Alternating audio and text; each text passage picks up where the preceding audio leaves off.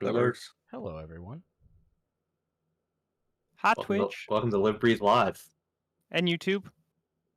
Live breathe film. Yes. We breathe Let's- live and we film you live. We film you live. Everyone out there. in I'm still chat. getting the streaming starting soon on YouTube. Oh, Well, typically, it's or incredibly typically takes a delayed. second. Yeah. Oh well. Derek's also on YouTube as well, killing it there. Derek, giving us Derek, multiple nice views. to see ya. Fucking, he's a goddamn champion. You just gotta go. Hit that like button on YouTube. Show us some love on YouTube. We have 4 people watching right now on YouTube. They're good people. Derek's in here. Yeah, Derek's in the multi-Dirk of madness over here. He's got Twitch, he's got YouTube, simultaneous, one for each eye. That's how he does it. So you gotta roll. Trying to think, what was Live Breathe File? Remember that? Live That was Breathe good. File. Yeah, that was a good time. That was a day, man. Those were the early days. Maybe like the first 5 episodes. Yeah. It's like, all right, we need to start over. Don't even know the name of this goddamn program. Renaj is streaming on Twitch too. Maybe we host him afterwards. Who Oh, we knows? got competition.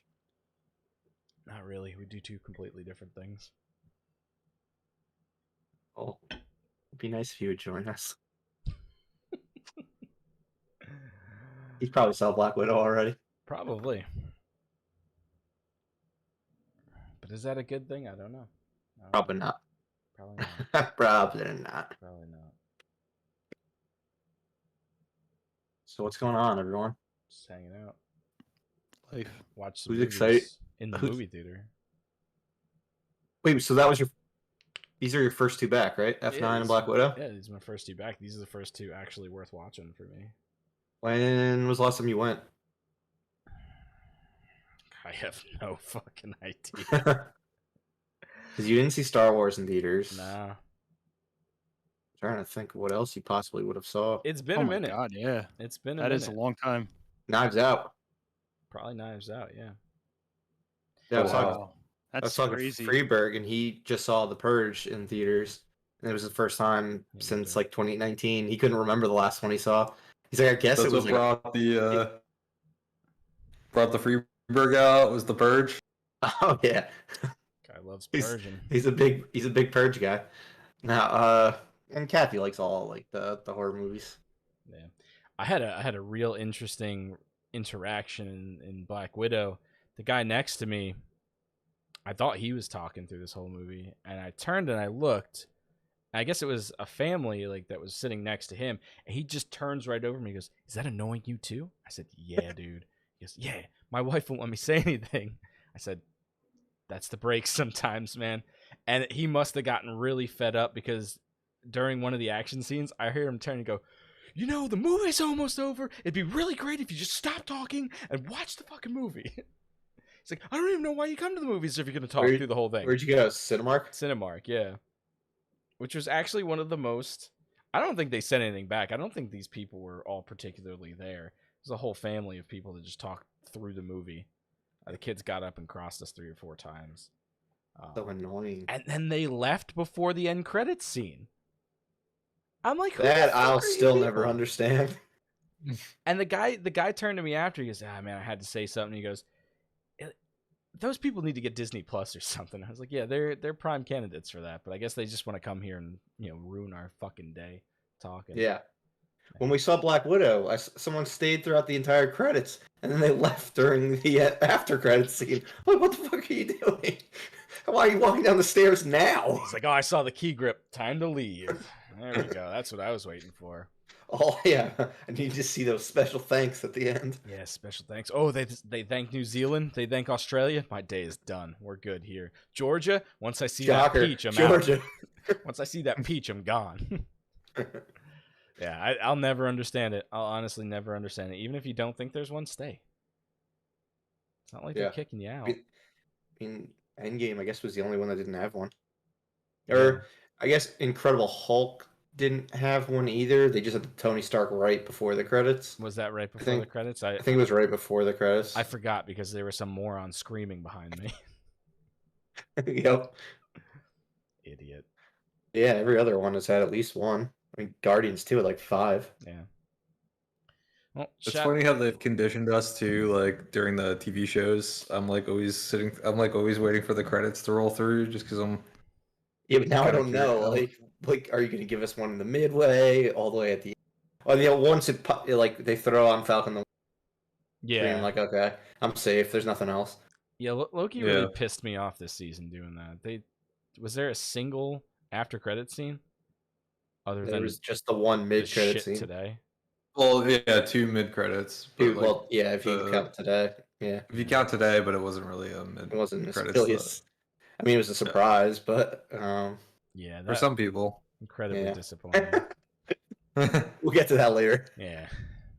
But yeah, shout out to people that are loud during movies. Don't like you. And shout out to people who Yeah. don't stay for end credit scenes. I don't know what the fuck you're doing, but keep on doing it. You I live like your my life. end credit scenes. Everyone does, except for those people. I do not like people that talk in movie theaters, though. Fuck no. They are I stupid. don't think anyone here. I don't. Is there somebody that's like I really enjoy when people talk to them? Love Oh. those chatty Cathy's. I bet there are. I bet there are people that fucking love it. They think that's like, the "Oh, man, this atmosphere is going great." to movies.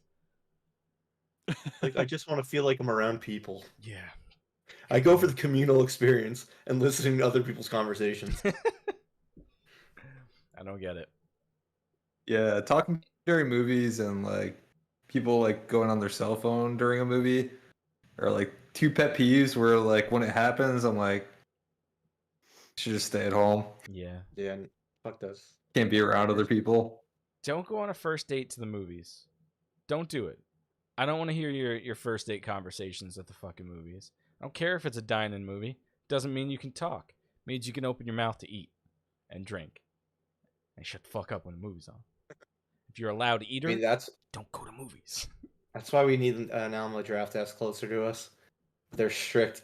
Get the fuck out policy. I feel like they wouldn't be as strict up here for some reason. Mm. I feel like corporal punishment for talkers is just not a thing that happens in the New York, New Jersey area. In Texas, they can throw you into a prison that they designed underneath the Oh yeah, I thought they like shot thing. you down there. Yeah. Like they brought you out back and just executed you. Yeah, but up here, I feel like it's encouraged. Although I haven't had a bad experience with the Alamo Draft House like the 1 or 2 times we've been, so. Yeah, neither have I. And we did 3 movies the one time. We did. We No, did. that was we could have had a really bad experience if there were talkers and they didn't deal with them. That's very true. Very true. All right, what do you guys think? Should we get going with the program? Oh, I thought we just did it. I That's- thought that was our episode. Yep, that was it. Yep. It's All right, over. we're done. All right, Covered all the highlights.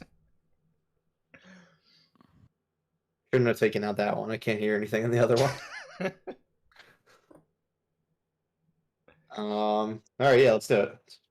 Corey, we're all good. JP, we're all good. Yeah, I think Mhm. so. All Alright. set. Doug, we good? You gonna stay connected I tonight? haven't seen the Frozen out yet, as far as I can Miracle. tell. So that's Yeah, it's like That's pretty good. record time. Don't for you. jinx him. Yeah, what is your wife like doing when is she watching like stuff on the TV that's causing the internet to go slow? She's downloading Wikipedia.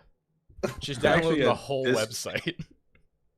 there's actually a Discord setting that I turned off and seemed to have fixed a lot of the issues. Oh, Wow.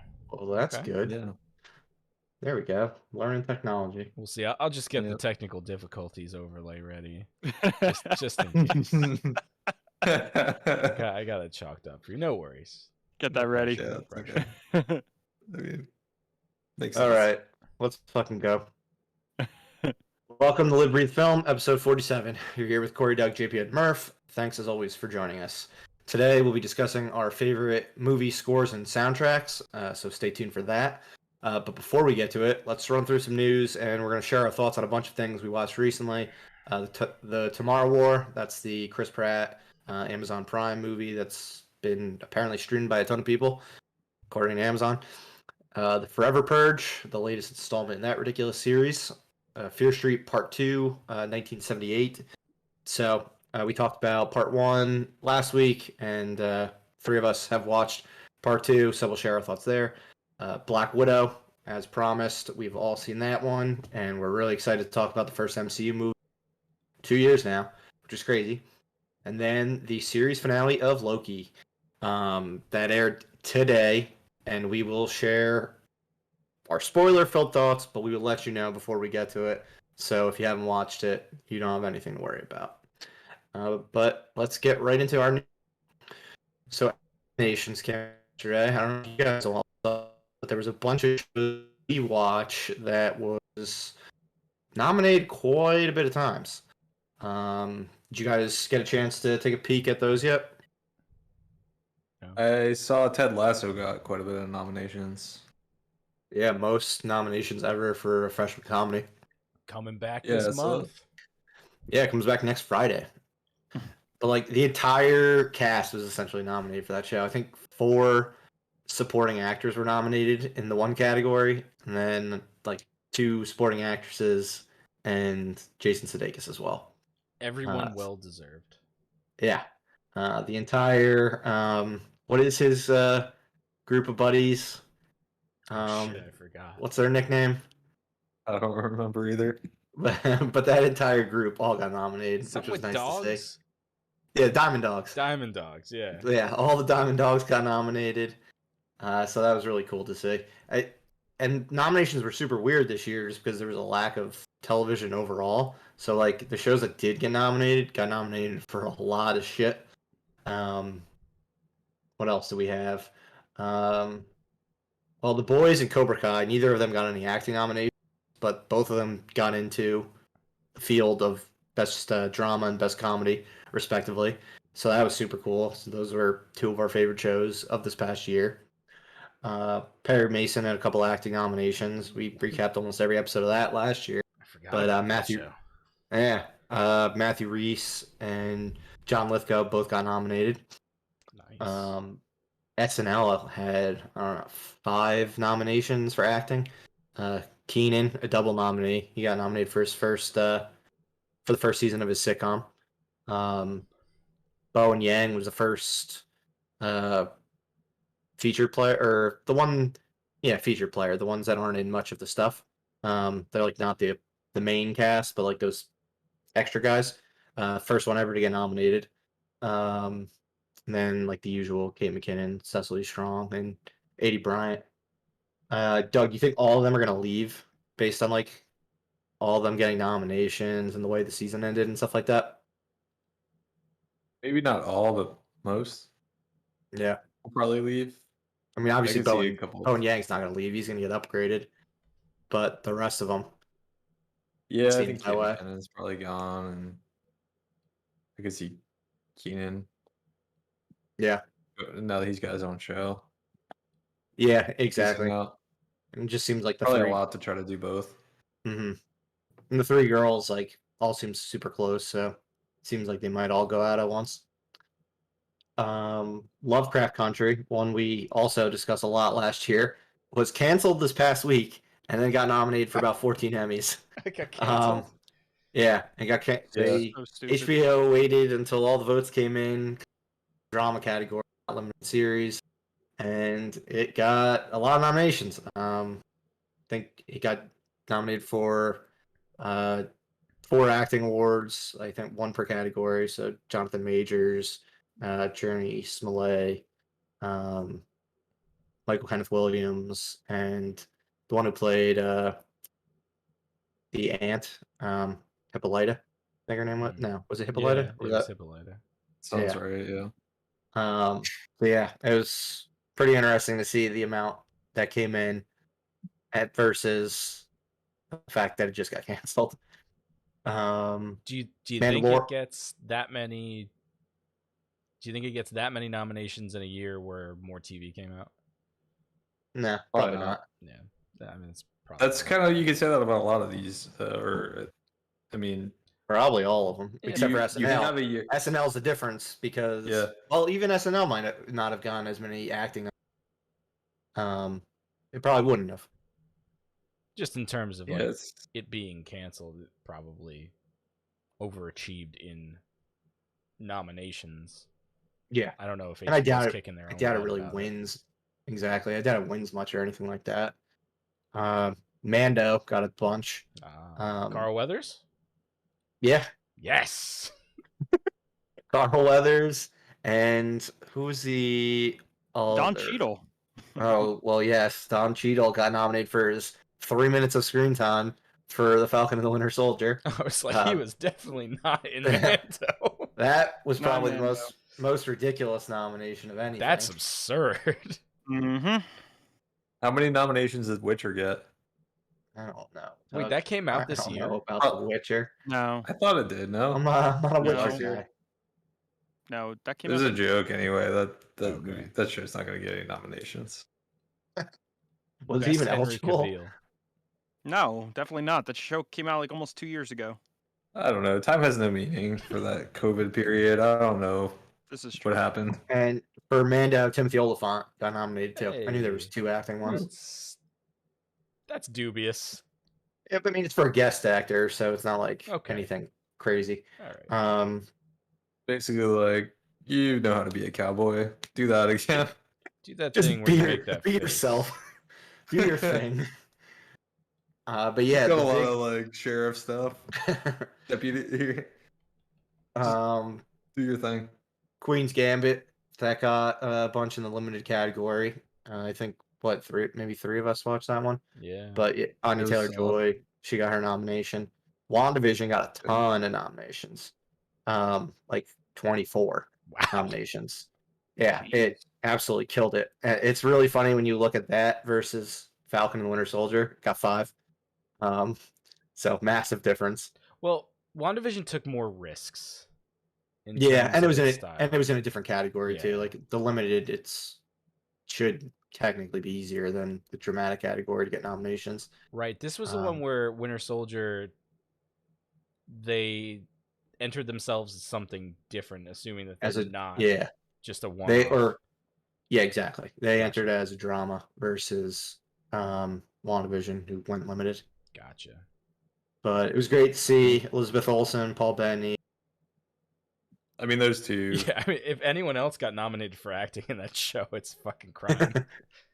They were the 3 that we talked about, like as Yeah. good performances. And we made fun of a lot of the other ones, or especially you made fun of a lot of them Oh, they were so bad. throughout the season. You cut out for a second for me. Did you say Catherine Hahn was the third? Yes, Okay. Catherine Hahn was nominated.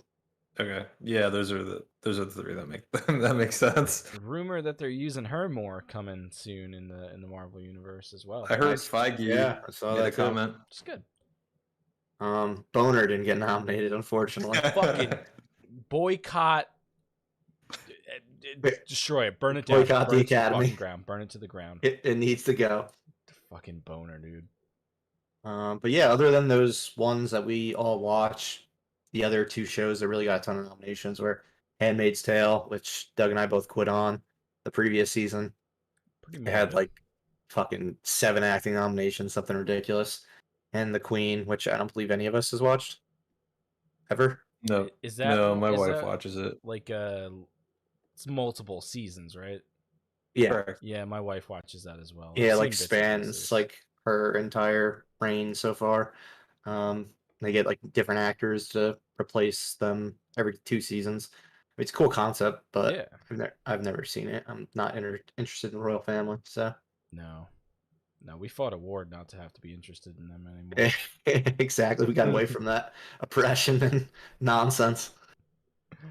But yeah, that's really it for Emmy nominations. Anything you really want to see win based on the ones we just went over? That Literally everything from Ted Lasso. I want Ted Lasso to win categories that wasn't even nominated for. Who would you have for supporting actor if you have to choose among the 4? I think the woman that owns the team. I forget what her name was. She's fucking wonderful. Yeah, she's not. Yep, she's versus Shame. Yeah, Person. she's up again. She's up against Juno Temple in supporting actress. I think she's probably my second favorite character in the show. I like her a lot. After Ted. And then Coach. It's just Beaver. impossible not to like him. What about you, Doug? Anything you're like really pulling for? I really think the WandaVision cast deserves to be awarded for the acting that occurred during that show. I just think, as much as I was sour, and probably all of us are sour on the how it ended, I think Elizabeth Olsen, Paul Bettany, I mean Catherine Hahn too. Like the three of those together were just like they just crushed it. And the fact that they had to jump like through different periods of time for TV history, and they just nailed it every time. I think they should be awarded for that. Yeah, they got the nuances of all those different time periods so well too. Yeah, it was just so perfect, and like the way that like you could feel the emotion, especially like between Elizabeth Olsen and Paul Bettany, and like yeah, I don't know, just like to me that those two were pretty electric. When watching WandaVision, it almost made you think, or it almost made me think at least. Like I wish I saw more of that in the movies, but they just didn't have time to go into that with those characters. Mm-hmm. Yeah, hence them making these shows, getting the like supporting actors to finally get the spotlight and show what they're clearly made of. Yeah, for sure. I think for me, I'd love to see The Boys win, just because I know it's never going to be nominated again. It is only there because like Better Call Saul and all these other shows had the year. So goddamn ridiculous, but I know it has no chance in hell of winning. And yeah, Cobra Kai would be cool too, but it's Ted Lasso's year. Like it's beyond obvious that that's winning. Like a lot of awards this year, which is absolutely well deserved, and we'll be talking about season 2 and then later this month. But what about you, Corey? Anything? I'd probably say WandaVision. That's probably my pick. Fair. I mean, if Loki was eligible this year, I would be like screaming off the rooftops for Loki awards, but that will have to wait until next September, and hopefully by then people aren't like the shine hasn't come off and people are just talking about whatever hot new thing comes out over the next year, which is kind of inevitable when a show premieres so early in like an awards window. Yeah. But let's move on to box office. As always, we're going to go over our standings with where we're at. So our box office pool. Before we get to that, let's just run through how Black Widow did on its opening weekend. This was Doug's pick, number one pick overall, and no real surprise, but it did debut to the biggest opening weekend since Rise of Skywalker back in 2019. So it had an 80 million opening weekend. Supposedly, it made 60 million on Disney Plus. I can't really I don't know if I trust say it. how much of that is from North America or anything. But unfortunately, this doesn't. That 60 million does not count towards Doug's total. But still, 80 million during a pandemic, when it is available at home, is pretty solid, especially for a character who's already dead in the franchise. So hopefully, it has some legs moving forward. I think I saw it was projected to make like 24 million this weekend, still be number one, but that's strictly projections or predictions, not projections, since Friday hasn't even hit yet. What else we got? F9 is now only 10 million away from sneaking 2, which is now on Paramount Plus as the biggest grosser of 2020 in North America. So that's pretty big for JP. We'll see how quickly Black Widow eclipses it, but for the meantime, F9 should be number one by the end of this weekend. And it's already the biggest film of 2020 and 2021 worldwide, excluding a couple Chinese releases from earlier this year, which made all their money in China. Moving forward, though, each of us have a film in July, just one film each. So it should be really interesting to see where we're at the end of July. Corey's got Space Jam coming out this Friday. I have Old, and Doug has Snake Eyes, both of those coming out next week. And then JP closes the month with Jungle Cruise, which we expect to make a boatload of money. No pun intended. Hey, I saw the trailer for that when I went to go see Black Widow. Oh shit, I'm hyped. You're like, I'm making all the money. Yeah, Yeah, I get Pirates of the Caribbean vibes from it. I totally do too. It's so good. But yeah, as for the standings, in fourth we've got Doug. Despite his Black Widow opening weekend, still in fourth place, but just by a million. This was based on this past weekend. By now, he probably is actually in third place. He definitely is actually because it's been making pretty solid money during the week. But with 136 million, he still has Snake Eyes and Paw Patrol left. Corey is in third with 137 million, so just a million separated them this past weekend. His money's based on Conjuring, Peter Rabbit, and Hitman's Wife's Bodyguard. All three still make. Yeah, he has Space Jam and the Suicide Squad. Suicide Squad being his big one for the summer, coming out next month. JP's climbing on up, 176 million for F9 and The Boss Baby. Like we said, he's got Jungle Cruise later this month, and then he's got a lot in August. Respect, The Protege, and Reminiscence. And then I am still in first with 232 million based on Quiet Place and Cruella. I've got Old, like I said, Free Guy, Candyman, and Shang-Chi over Labor Day weekend. So yeah, I have a feeling that I'm going to end May, June, July in first place, and then in August, like I'm going to get blown past by probably maybe all three of you. And then it's all going to come down to Shang-Chi. For me, it's all going to come down to Shang-Chi. How are you guys feeling about the rest of your picks for the second half of the summer? Since we actually are now midway through the summer season. Nothing but confidence. All right. I like to see that. All I got. Suicide Squad. That's my ace in the hole. Absolutely. Doug, you confident with that Paw Patrol pick? No, I regret all of my picks except for Black Widow at this point.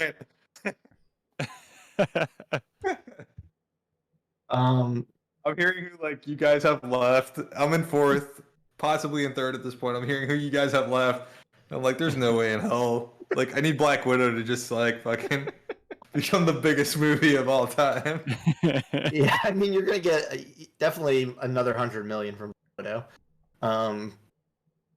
If maybe Snake Eyes overperforms, maybe people think it's Shang-Chi and they go see it. That could happen. It makes a lot more money for that reason. But I need a Quiet Place to appear, and I don't think out of my next two movies I have a Quiet Place, and so I see.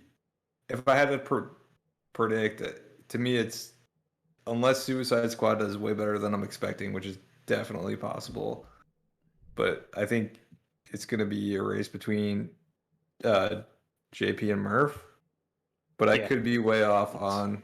I also if agree. Space Jam does way more than I expect, and Suicide Squad does way more than then Corey could definitely be in this still. I think I'm the only one that's out. and you guys really got fucked, like you and Corey, because both of you lost a movie. Yeah. Like, obviously, when it went in, we were all supposed to have 6 films. After a few weeks, it went down to you two only having 5 films. Myself having 6. Injuries happen. And Doug, your pick was fairly early, Hotel Transylvania. I think that was like maybe your third pick of the draft. It definitely was your third pick. Because, you took Black Widow, In the Heights, and Hotel Transylvania. And In the Heights fucking bomb. I think he's frozen. Or he's very upset. He's so angry. He's so angry. I had it standing by. All right. Well, no shit talking to him since he can't hear it. He's gone. We're all different people now. Oh, and he's probably back in 3, 2, 1. Psh, nope, he's not. No. But yeah, I think it's coming down to me and you, JP. We both have some good stuff left. Yeah, my August picks are not nearly as strong as I want them to be, but we'll see. I got the Rock though. And you definitely still have a good amount in the tank for F9. Yeah. And Boss Baby, since that's relatively new. Is it still doing like? Are people still going to see the Boss Baby? I don't think it's like it's not doing anything like the first one, but I mean, I believe it was in double digits still this past week. That's good. Yeah, but yeah, Doug, we were just talking about how you got screwed with Hotel Transylvania since that was like your third pick of the draft. Yeah, I was here for that. Yeah, it's Oh, okay. Were you here when we were ragging on In the Heights bombing? yeah. I mean, I had some poor picks. I remember No, that. man, I was totally going for In the Heights, so you saved me there. Yeah, I was Captain America. I jumped on that grenade for you. I appreciate that. But we can always reset in the fall. Yeah, this was a good test run. I think in the future it'll be really fun to do this and not have to worry about movies disappearing off the face of the earth. Exactly. Yeah, we got some big movies coming out in the fall. I mean, we got 2 Marvel movies, Bond, Dune, Matrix. So a lot of heavy hitters. Yeah. But yeah, let's go into trailers then. We got 2 to talk about this week. Turning Red, the new Pixar movie. It's another original from them. Last week we praised Luca. Hopefully they can go on continue their run that they've been on for a while now with originals, Onward, Soul, and this one, and Luca, and now Turning Red, the 4th one in a row.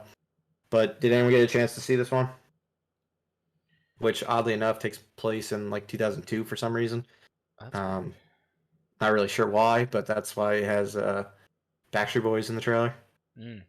I was wondering why. I'm like, this is a random song to be in a trailer, and and then I saw the poster, and she's like the main character's in middle school in 2002, 2003. I'm like, That makes okay, sense. it's making a little bit more sense now. Yeah, I just watched the trailer and I was thinking the same thing. I'm like, this is a really random song Yeah. to have in the trailer, but okay. What'd you yeah, I think mean, of the tease? It looks silly. I don't really know what else to say. Not really sure if it's going to be up my alley. Pixar has kind of like lost me on a lot of their films lately. Or at least the original ones. So this one didn't really grab me. I'll wait for the trailer to really see. But so far, it seems kind of generic. I didn't You think see a it. movie about a girl who turns into a panda when she's excited is generic? Yeah, it's not generic. Seems like I a just looked up the synopsis for animated that, film. and I was like, huh. It's a like, wacky, story, it's a I wacky guess. concept. It sounds like nightmare fuel. Yeah, I mean, I don't know if it's gonna be like what to expect from it, but the trailer basically shows like her being embarrassed when she's at school because they're causing a scene outside, and then she turns into a giant like panda and runs out and runs home, and then finally turns back to normal after calming down, and then she's excited that she turned back to normal, and then immediately turns into a panda again. Huh. So it's a really wacky concept. Yeah. It's Pixar, so I'm always gonna give it a shot. But yeah, I don't know what to expect from this one. Yeah. It might be a little too weird for my tastes. And then the next one we got was actually not a trailer. We've already talked about Free Guy before, but it was a reaction to Free Guy, brought to you by the one and only Deadpool. So Ryan Reynolds. I'm starting to think Ryan Reynolds is Deadpool, guys. Yeah, Yeah, it's crazy, right? Yeah. Ryan Reynolds is officially in the MCU because he did his reaction video with the only Korg from Thor Ragnarok and Endgame.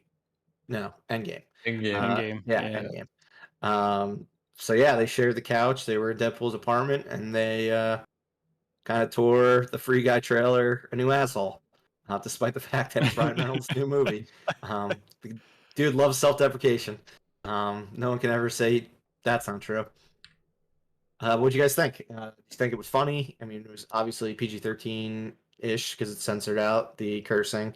But we did get to see Ryan Reynolds and Taika interacting. Granted, Ryan Reynolds is covered up in a mask and Taika is a CGI character. But did you enjoy it? Do you think this was a cool, creative way to introduce him to the MCU?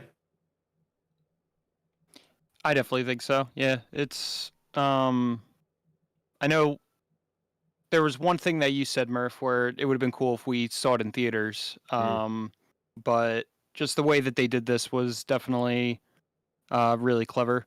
It was a clever, like, breaking the fourth wall type of way, which is perfect for Deadpool. Hopefully they keep doing these, I think, because it was really funny. I'll be real. I turned it off halfway through. Wow. Yeah. Just Why? You just didn't like it? You didn't find it funny? Wasn't for me. Yeah, I didn't find it funny. I don't know why. I just I had to turn it off. Damn. I feel like a soulless asshole, but I don't know. It just wasn't hitting, and I kind of got annoyed, and I was like, okay, yeah, do your thing, whatever you're gonna do, man. But Yeah, I'm a concept. firm believer it should have aired before Black Widow in theaters. I Think mean, it would I have been wouldn't be able great. to leave, so yeah. It would have been great for for Free Guy, since it is a Disney Fox movie, and it's the exact people that you want to be seeing Deadpool doing an MCU thing, all together. Granted, everyone can watch things online, and probably more people see it online. Definitely more people see it online than in a theater. But Mhm. I thought it would have been cool to do it right before the movie. Because what was the one a few years when we got the first trailer for Deadpool? No, before Logan, we got the first tease for Deadpool 2 when he was in the Superman, like he was in the phone booth and shit. You remember that? Yes, in the alleyway. I do. Right? Oh Yeah. wow, yeah. Like Yeah, it should have been something like that. Yeah. Mm-hmm. Lead right into Black Widow, and then obviously after Black Widow, you get the tease of something else in the MCU, Mm. which I we wonder will what get to movie in a that little was bit. for. I It was think this for would be Logan. yeah, For which yeah. one? It was for Logan. Oh yeah.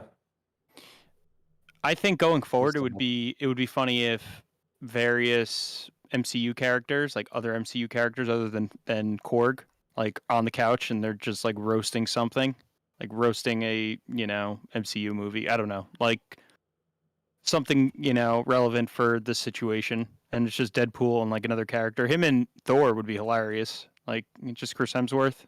Mm-hmm. That would probably be really funny.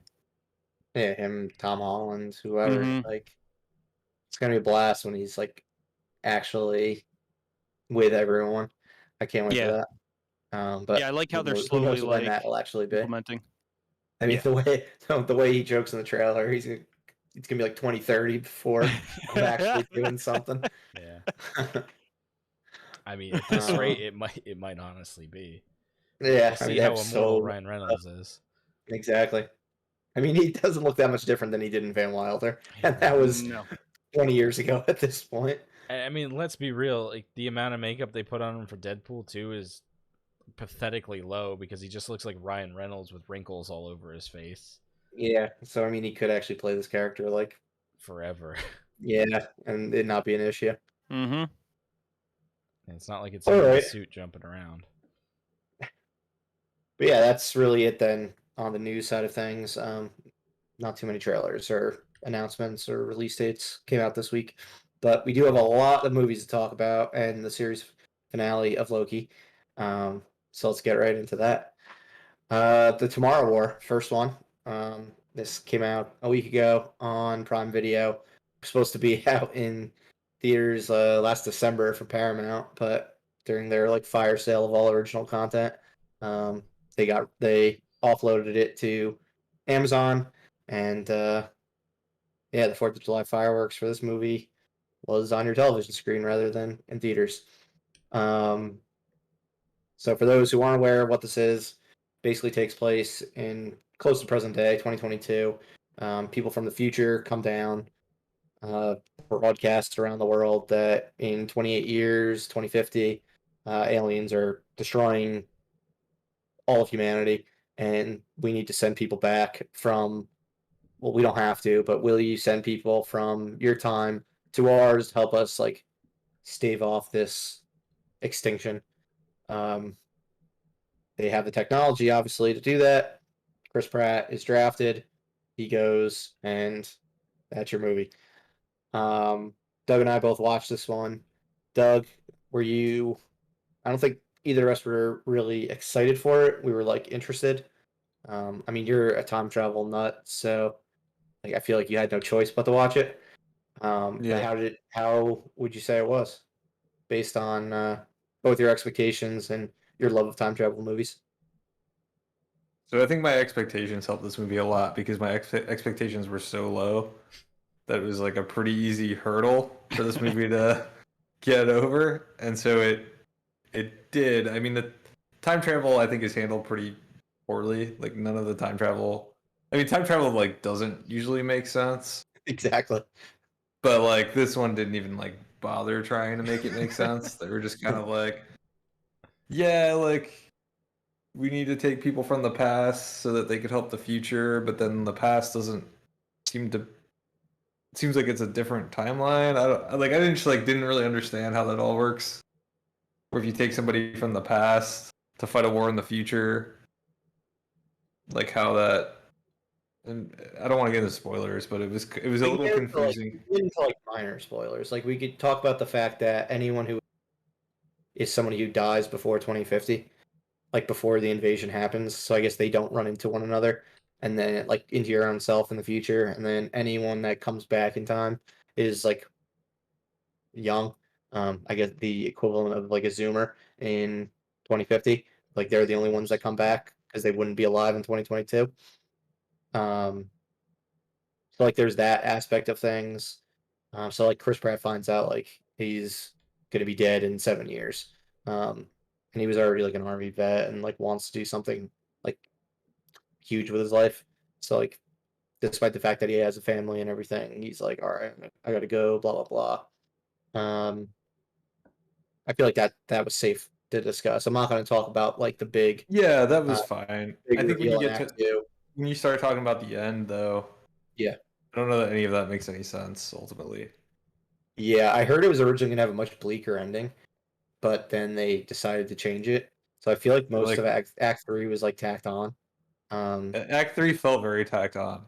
It felt Yeah. like the movie ended at Act 2 and then was like, never mind, here's this act. It like kind of felt like we're like Lord of the Rings, like the third movie, just kind of felt like you got like additional endings. Like this kind of felt like here's this epilogue Mhm. story that like doesn't Yeah. really. Felt like a, but it's a long. It's like 40 minutes. And Yeah, it's it's called like Plans. it felt like the movie could have. And I honestly would have had a higher opinion of the movie had it ended without this like epilogue third act that I'm talking about. Hmm. Because And we're getting a sequel to it. So like I feel like they could have held what they did in Act Three for a sequel, and I don't know, do it a little bit do it differently somehow to make it more exciting. Because they wouldn't have been able to turn what they did in 40 minutes into a full length movie. Um, yeah. So what did you think about? I guess the two things that stick out to me the most were the alien design and whether or not I enjoyed Chris Pratt's performance, which I kind of just want to hear okay. your take on both of those things. Alien design I liked a lot. Okay. Reminded me of A Quiet Place, but I thought they were like way more like ferocious, intimidating looking. Um, Yeah, they're way worse than the Quiet Place aliens. I think they need a really because like the way they describe them is like we can't even show you these like in the past because you'll never agree to come to the future, and they are pretty damn dangerous and crazy looking. But Chris Pratt's performance was fine. I don't think he was like the act. He wasn't. I wouldn't say the acting highlight for me. I would probably say Sam Richardson or Yvonne Strahovski or J.K. Simmons even might have been like. I think all of them probably get better performances. Yeah. Didn't feel like the right role for me for Chris Pratt. Because you have like a hardened military vet, now a teacher, and like I didn't buy any of that from Chris Pratt. So I mean, I he think was in the military in Zero Dark 30. Yeah, he So killed yeah, Osama bin Laden. He yeah, I also think speaks he's to better off like raptors. So doing the comedy Star Lord stuff. yeah, And exactly. I didn't think this role really fit for him. Um, Is there anyone else that you thought would have made more sense for that role? Like off the top of your head? Good question. Like,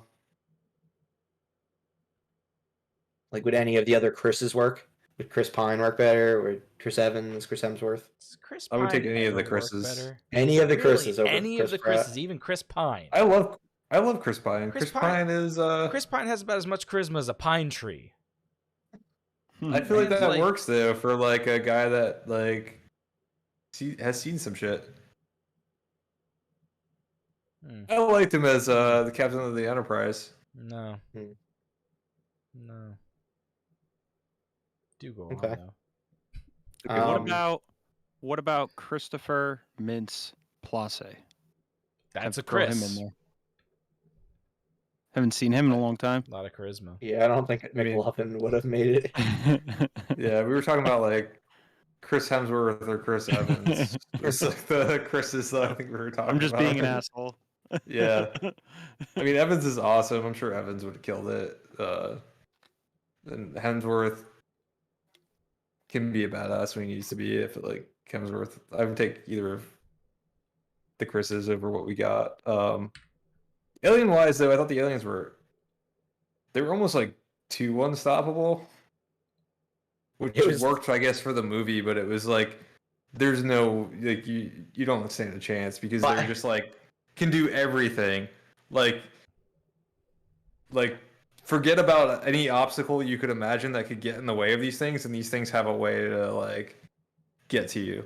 But like they also are easier to kill as the movie goes on. So like they start out like nearly impossible, and then obviously the main like alien queen like is fucking nearly impossible to kill. Maybe she is impossible to kill. No spoilers, but yeah, I mean that one was absolutely like insane, and that fight was pretty nuts. Do you like J.K. Simmons in it? Yeah, I mean, I always like a J.K. Simmons running around. Exactly. Why did he get so jacked? Was it for like Justice League? He Was it saw for like this? I think he Like, was what just it hanging for? around like Henry Cavill and Ben Affleck and was like He started to get jacked for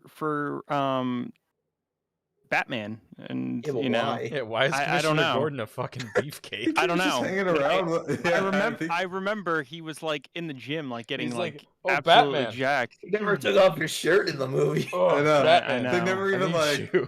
he always wore like baggy stuff where you could never tell that he was jacked in those. I think he was just like I really think he was hanging around Cavill and Affleck and just like cool, I'll work out with you guys, and Maybe that's what it that's was. what happens when you work out with I those guess guys. I'll be jacked too.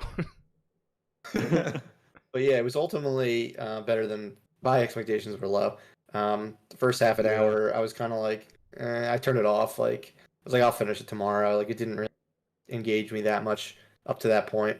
But the rest of the movie, because I turned it off pretty much right when he gets drafted. So like the rest of the movie, I thought was a lot more entertaining.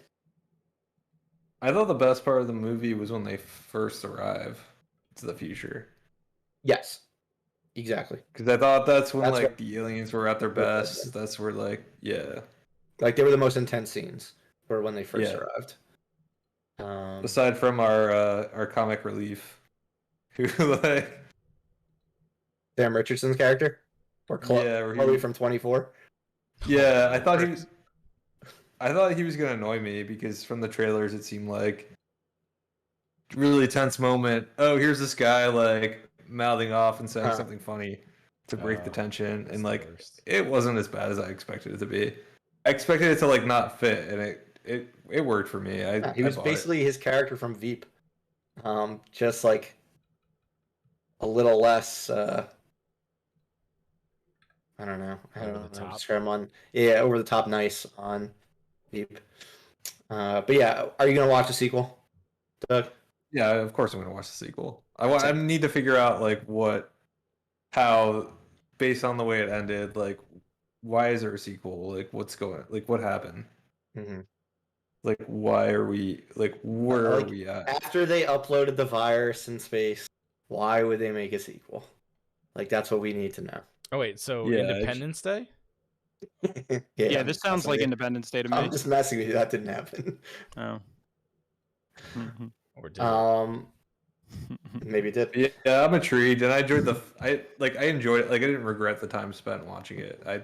It was fun enough. I wouldn't Mhm. say like this is anywhere near like top movies I've seen, but for an Amazon movie, I was satisfied. Fair enough. All right, let's talk the Forever Purge. Wait, you haven't seen this, have you, Doug? It has your name. No, do I need to like I think check I wrote out your. for I this think one? I wrote your name by accident. I don't think so. Do you care about the Forever Yeah. Purge? Are you interested in Purge lore? I don't know. I could Have you decide to seen- watch all Have you the. seen any of them? The Purge I've seen the cinematic universe. Purge. Oh, okay. You saw the worst one. No, I think it's safe that you can listen. Yeah, so Corey and I saw this one uh, a couple weeks ago in theaters, and this one basically turns the whole Purge playbook upside down. The Purge ends, and people are continuing to purge. That's shocking. Um, But not yeah, shocking at all. basically the entire country just turns into pure anarchy. Nice, nice. And it follows like a Texas family along with some Mexican immigrants that recently moved there over the past year and work for that family down in Texas. So like Josh Lucas is in it, Will Patton, character actor that all of you would recognize if he was in front of you. Get him in front of me. He's there as well. I don't have the ability to do that. I don't know Will Patton's phone number. Get over here, Will. JP needs to see you. I recognize him. He was in Armageddon. Yes, he is. But yeah, it's them. We talked one of the main girl from Army of the Dead. I guess is having some sort of resurgence. She's in 2 of the big horror movies this year. But she's one of the immigrants that it follows as well. But yeah, it basically follows them as they're trying to Mexico because Mexico and Canada open their borders for like 6 hours to anyone trying to like escape the purge, and follows that recklessness. Corey, I thought it was pretty cool how they did a different approach to this one. The last 3 all kind of were fairly similar. They were in big cities, followed just a few random people and how they were dealing with it in the city. I mean, the last one was a prequel, so like you're dealing with the first one. But this I liked how it was like kind of just threw things aside and did its own thing. What about you?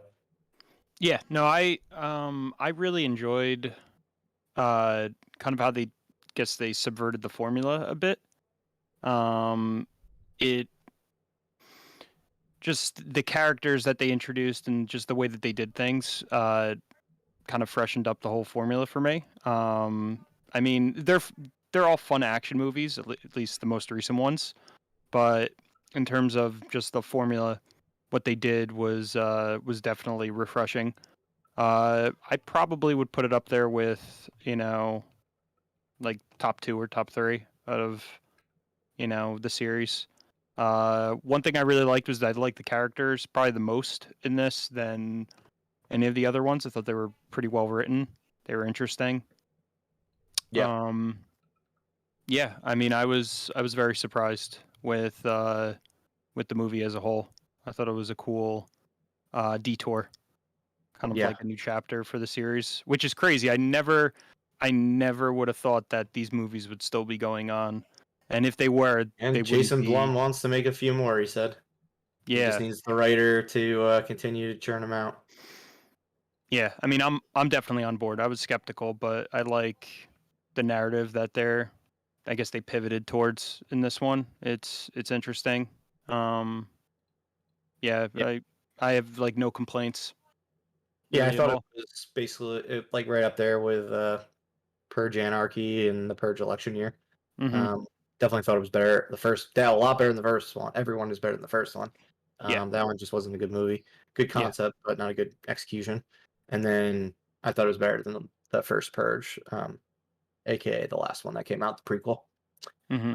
But yeah, one other thing to note, like this writer always does a really good job of kind of making them feel like timely.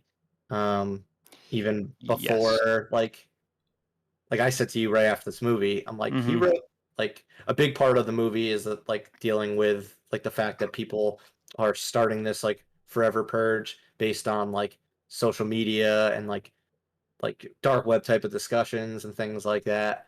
Getting hashtags going and stuff like for let's start the forever purge and all this other kind of nonsense. And I thought it Hmm. was like just like really topical based on how like earlier this year, like that's what they basically said was going on with like the Capitol getting stormed. So it's like interesting that like he wrote that before when obviously they're not fucking like the same thing at all. Yeah. A purge versus storming the Capitol, but the fact that they both grew from like social media and stuff like that. I thought that was like pretty interesting. He seems to always Yeah. like have his pulse on like basically like nightmare fuel for like if you Current worry day, about modern day. yeah, for like worst Yeah. case scenarios. Yeah. Um Yeah. so No, I agree. I thought that was pretty interesting. Hasn't been right all the time with what's been going on. Obviously, we've never had purge. Hmm. Um but Yet. And so yeah, exactly. And like election year didn't go the way that in real life the way that the movie did. But it's they're Yet. always topical and I don't know, they're fun 4th of July tradition in an incredibly fucked up way. Yeah. Um, I mean, it's pretty amazing how much the series has evolved since the first one. Like the first one was just like a home invasion horror movie, and yeah. then they just ran Shitty with the one idea. too. Yeah, exactly. A Yeah, shitty one not a as good well. one. Like Yeah. a really No. bad one. You can do good home invasion movies, but if you're gonna have a killer concept and then make your movie a home invasion movie, it's got to be really fucking good as a home invasion Yeah. movie. Yeah, it was just like such a swing and a miss. Good Mhm. Yeah, concept, really stupid idea for a yeah. movie. And like So the for first them one to, attempted to be like a horror movie, like kind of like, but the rest of them they're just straight up thrillers. Like they're yeah, action movies. Yeah, I mean Um, they're a little for someone like me that's not super into like the horror stuff. The whatever the one I saw was a little yeah, Anarchy was the one you saw yeah, it was in a little theaters. spooky. Just because it's it gives you that added bonus of just sort of anyone can be the killer because it's legal, so like you don't have to be a Yeah, complete psychopath to do it. mhm. yeah, So that and they still have was those awesome like masks oh and god, stuff the like that. costume design in these movies is just it's fucking Yeah, so good. This one probably one of the best. Yeah, I from the would say. trailer I was like salivating. Yeah, really cool. yeah, it has some really good ones.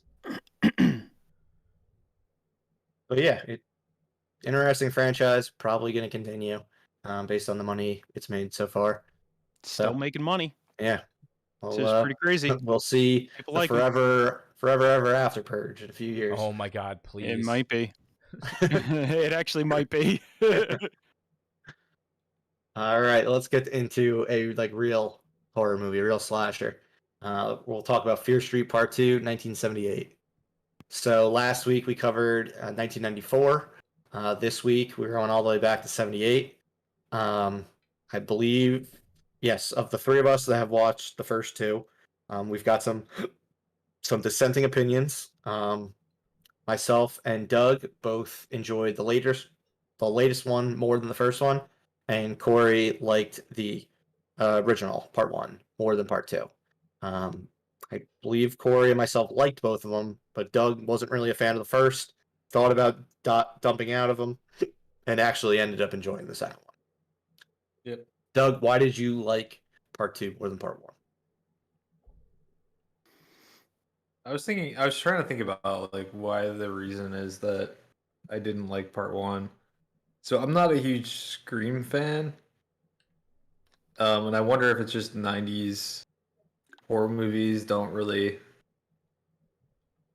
do, or Scream 90s horror movie doesn't really do it for me because felt like that 90s the first episode or the first episode or the first movie of Fear Street was very like Scream influenced. Yeah, definitely. And so I'm wondering if that's part of the reason why I didn't like it. But I loved going back to the 70s in the second one. I loved like how kind of cheesy it was, how I mean it got like it was pretty interesting because there was like drugs, there was sex, there was they had like this King of the Castle flag war going on between the two towns where there's like the shitty town, which is like Shady Town or whatever, and there's like the nice town, which is like Sunnyvale.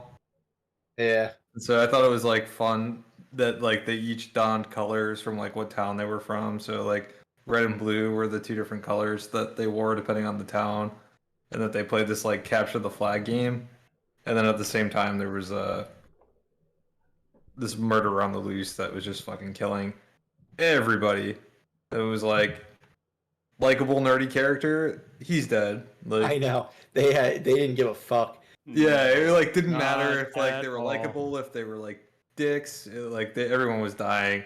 And Mhm. I enjoyed that. I But thought the only if they plot- were on the. But they only died if they were on the shady side part of town. Is that Yeah. true? Yeah. Yeah. None of the sunny people died. Mm-mm. He'd walk away from them. Oh wow, I didn't catch that. Yeah. I found the twist with at the end. I don't know if it was because Julia was in my ear, but I like kind of knew where they were going with the twist. But I was fine with it. What else would I say about that? I thought what's her name? Sink or Yeah, Sadie Sink. Sadie Sink. I thought she did a good job. She seemed to be very similar in character to her character on Stranger Things, which I was fine with, but I thought she did a good job in her role. Yeah, I just liked it. I think I like just that era appeals more to me. I thought the music was less over the top. Like they used it, but it was a little bit more judicious than the first part where they just played.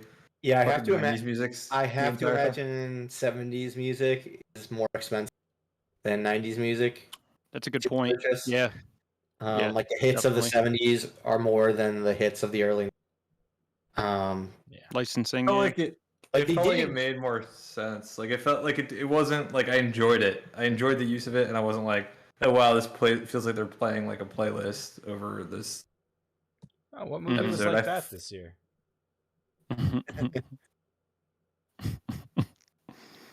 Yeah, that was the other 70s movie that played a lot of music. Yeah, I mean, Cruella like drove me crazy with that. Did you notice how at the beginning of the movie, when they're in the 90s, it plays Nirvana, The Man Who Sold the World, and then at like the end of the movie, when they're in the 70s, it plays David Bowie's version of it. Ooh, No, I didn't I catch didn't that. notice that. spicy. Yeah. I thought that was a pretty neat touch. I didn't even realize that was David Bowie's version of the Nirvana song. Just No, like, oh, it this was is a cool version Nirvana did a version of David Bowie's song. Yeah. of in the 70s. Yes, Yeah. Nirvana did that in the 70s. Nirvana in the 90s covered David Bowie's song from the 70s. Is what I'm saying. Yeah. And they played Oh. both of them in the movie in their respective periods. I thought that was cool. But yeah, the soundtrack was solid. I agree with you that it wasn't as overbearing as the first one. When they dropped like the musical cues, it definitely wasn't as noticeable, like how often they were doing it or anything. And what you said about Scream is really interesting because I think that I liked this one more because it wasn't like Scream, because I hold Scream to such like a high regard that like this was the first part one was like an imitator of Scream, and like that just I'm never gonna like it as much as Scream. And then like the types of movies it was doing in part two, like Friday the 13th and stuff like that, I don't hold to high regard. So like they could do whatever they wanted, and in my opinion, did it better than like Friday the 13th. It was absolutely more fun. we watched the Friday the 13th movies back in the day. They sucked. Boring as shit. It's the same yeah. stuff over and over again. Mhm. Yeah. So like this one I thought was a lot more fun. Like you said, like the I thought it was well casted. The kids that you're following were likable for the most part. But like it sucked when I said texted Corey, I'm like, I felt so bad for that one like fat kid with the glasses. Yeah, that Yeah. stands out to me because he was That was just like, so heartbreaking. I was like, he had the worst last minute on earth ever. he was just like such a nice guy, and it was He just gets he like, gets nerdy fat kid, like you're done. first he gets like shit on from like the like girls on the other side of town when he's being so nice to him. Then they all throw eggs at him, and Aw. then he gets an axe to the head Ah! from somebody who he like admires. I'm like, man, like That's incredibly that's fucked up. Yeah, that was Like, that was and it's really like bad. it's like probably like a preteen, like or like a four. Poor that- fat kid. Yeah, no, it was Yeah. like this is They rough. kill a lot of like younger people than you're used to being killed in a slasher movie. Yeah, Yeah. they'd pull away more, like on the ones that were kids, like they Mhm. clearly pulled away. Yeah. Versus the like older, like the counselors who like they would show like get like literally Oh my show the God. axe like go into someone's Yeah. head or like into their chest like repeatedly. Good lord. Yeah, some of the deaths were brutal. Like in a ridiculous way. And like coming from you, that's something because you have like a subscription to like Murder Fest, the channel. Shudder. Yeah, Murder Yeah. porn. I love Shudder. Yeah, that's Um, something. I won't be watching this. Yeah, I mean it's the deaths were ridiculous in a lot of ways, but a lot of them were definitely like pretty gory, I'd say. Outlandish, Someone maybe. that I don't want to like give away when this was in the movie, but there was somebody that got axed in the chest. I want to say like At the at end. least 10 times. Yeah, exactly. And I was like, I think they're dead. Like Mhm. you can probably stop axing them. Gotta be sure though. Yeah. You can't take chances with that. Like I think at like strike 2 or 3 you had them, but they were just like, Yeah. Yeah, you just Must kept make on sure. going. Gotta must make keep sure. going. I think the one thing I'm most annoyed about the movie is they did not utilize Bat like at all, and he is by far the scariest of anything Mhm. that they've shown in these two movies. And I guess Mhm. at this point they're just not going his full potential. Yeah. But he looks so creepy. Corey, why did you like part 1 more than part 2? I think the biggest reason is I liked. I mean, inevitably, it didn't really matter, but I liked the cast of characters that we followed throughout that movie a lot more than the cast of characters that we saw in the '70s portion of part 2. So I think that's what put me over, even though it really is like all like one movie. It's like one giant movie for the most part, but Yeah, I mean the whole movie's flashback being Right. a story being told to the people in 1994 yeah. by Britta from Community. Oh, lovely. Mm-hmm. Yeah, I don't know what that's like the biggest thing that I can point out with why I liked part 1 more than part 2. I like the just the set pieces and just like the characters a little bit more, even though a lot of the characters are in part 2. It might change because I definitely really liked part 2, but I think part 1, I liked just a little bit more. One thing I loved about this one was how it ended. I liked how this one ended a lot more than how part 1 ended. And like I know I said this before, but I definitely think that part 3 is probably going to be my favorite. I just like how they're setting that up. But as a Yeah. whole, it's been a great ride. I'm really enjoying it. And Doug, you're gonna staying on board for 1966 for part 3 or Yeah, you guys see how it- 1666. Sorry. 6066. Yeah, you guys see how it ends. I think Yeah. it's interesting that it looks like you're getting the cast from both movies together Mhm. Yeah. in this final movie. So I think that's cool that everybody's together in this one. And so you've got the 70s people interacting with the 90s people. It appears that nobody's going to be except well, I don't want to give anything away, but it seems like most people aren't going to be their characters from either of those, Yeah. the 90s or the 70s. But it's fun that you got the actors involved. So yeah, I'm looking forward to that. And I The- have to imagine it's ending in the 90s again. Like, Yeah, it all probably. started in the 90s. It's going to end with the Yeah. characters that are still alive from the 70s movie and the 90s movie Mhm. in 1994.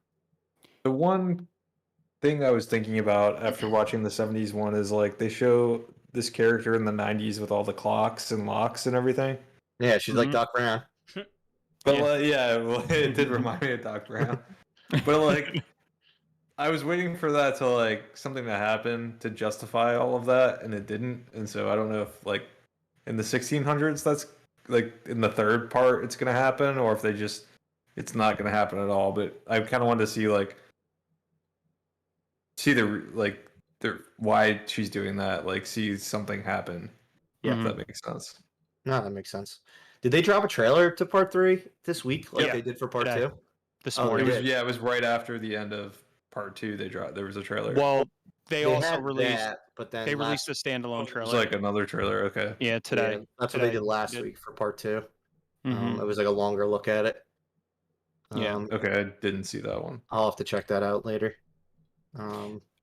Yeah, the one last thing I want to say, and I mentioned this to you, Murph, but I'm really interested to see like how, I guess like how much spookier the third part would be in comparison to the first two, and also the gore.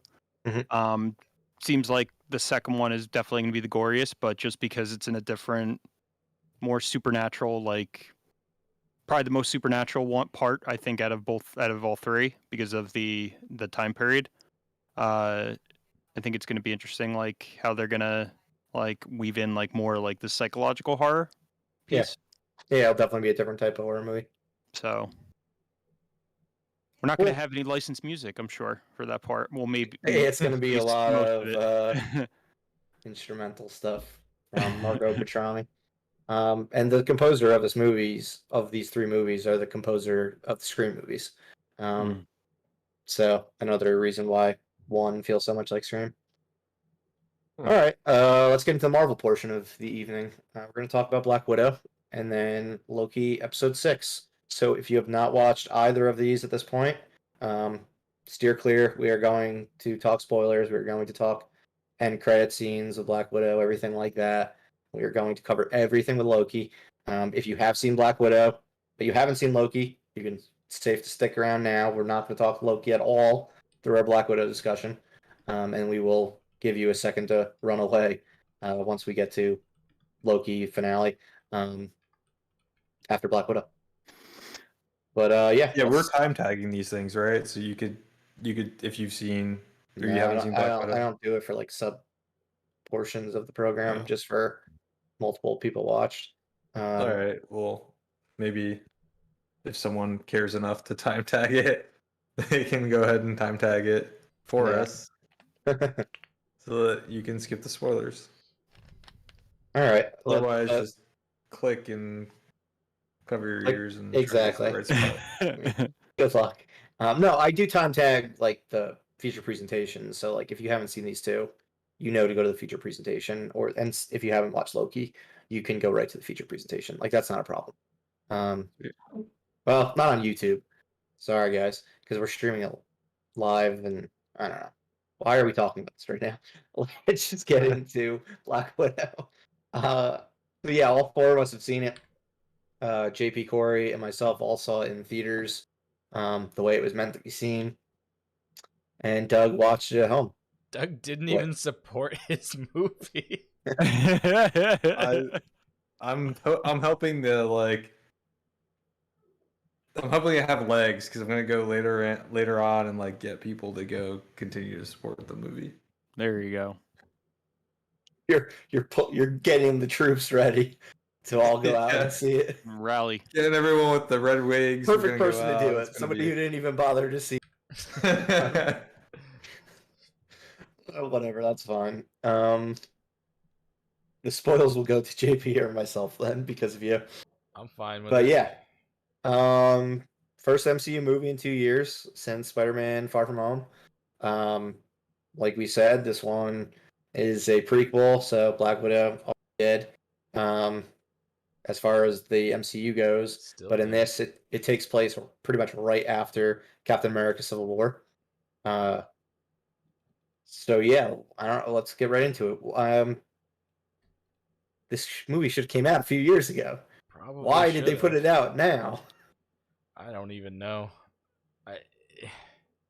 See, that didn't bother me. Didn't work. That didn't bother me with the film at all. Yeah, I think there's other things to complain about. I mean, there's so much to complain about. Other than like the fact that it came out, like because I mean there is some setup for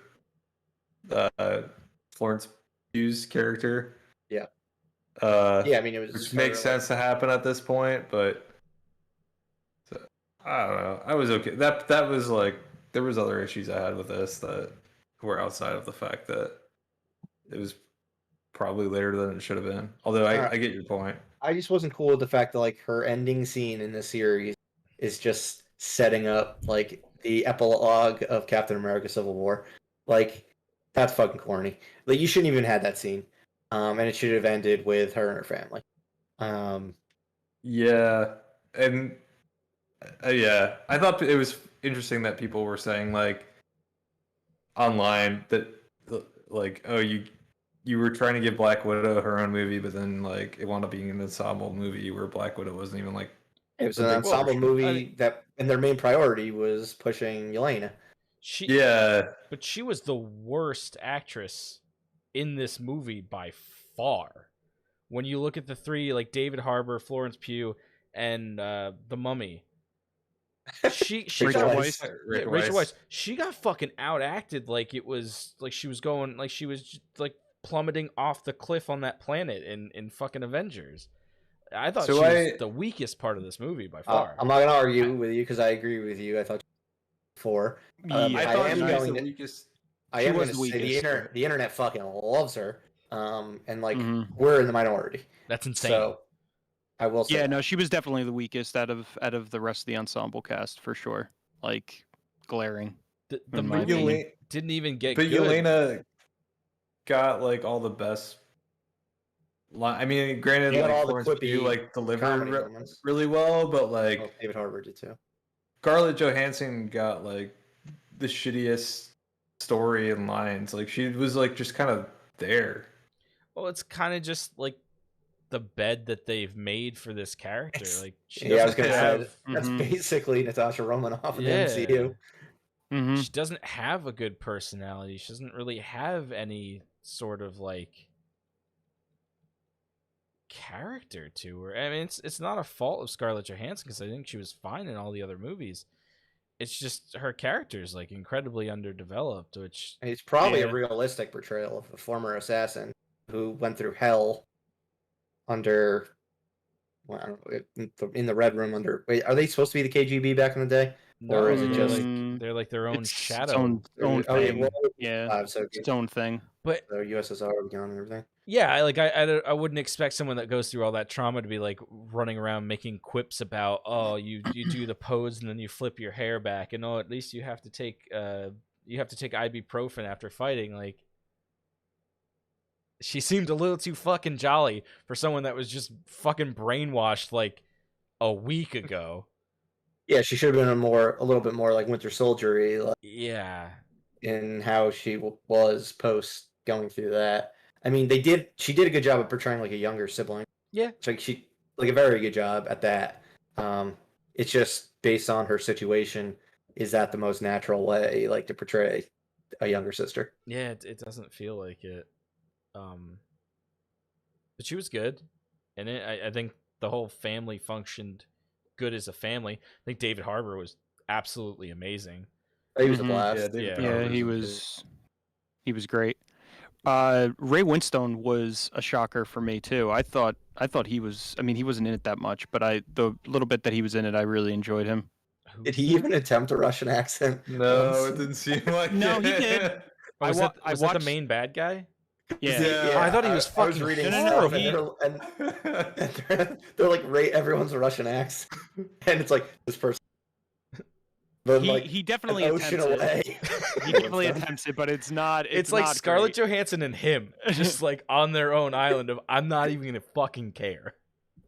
Yeah, Scarlett Johansson like stopped caring a while ago about doing the Russian accent. I mean, Yeah, she's doing the Wanda thing. It's just what they all do. And Yeah. They all just get rid of accents in the MCU. I will say That- though, like having watched, I just started watching Chernobyl. It's so much better than them all being fucking British for no reason.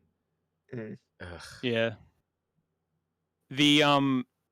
The scene with Ray Winstone and Scarlett Johansson at the end in the Red Room was I thought that was probably the best that ScarJo was in the movie. Like Yeah, that her piece whole- was The whole breaking her nose thing was like awesome. Like, yeah, that was like an iconic scene for her in the series. for sure. Along with her like fucking trying to get him to keep punching her in the nose. Yeah. I thought Getting that him was all really riled cool. up or he started goading screaming at goading her. him into attacking her. Yeah, Yeah. I thought that was clever. yeah, it was definitely clever. I didn't expect that to happen. No. Mm. I thought the villains were fucking horrible in this movie. I don't know if you guys did too. Like I- Taskmaster was really boring, and it was really boring when I thought it was a robot. I thought it was a robot at one point. And then the twist is just equally unsatisfying. Was like I don't give a shit who it is under there, because it's just like it's sort of a thoughtless villain. It's like, oh, it copies everything that everyone does.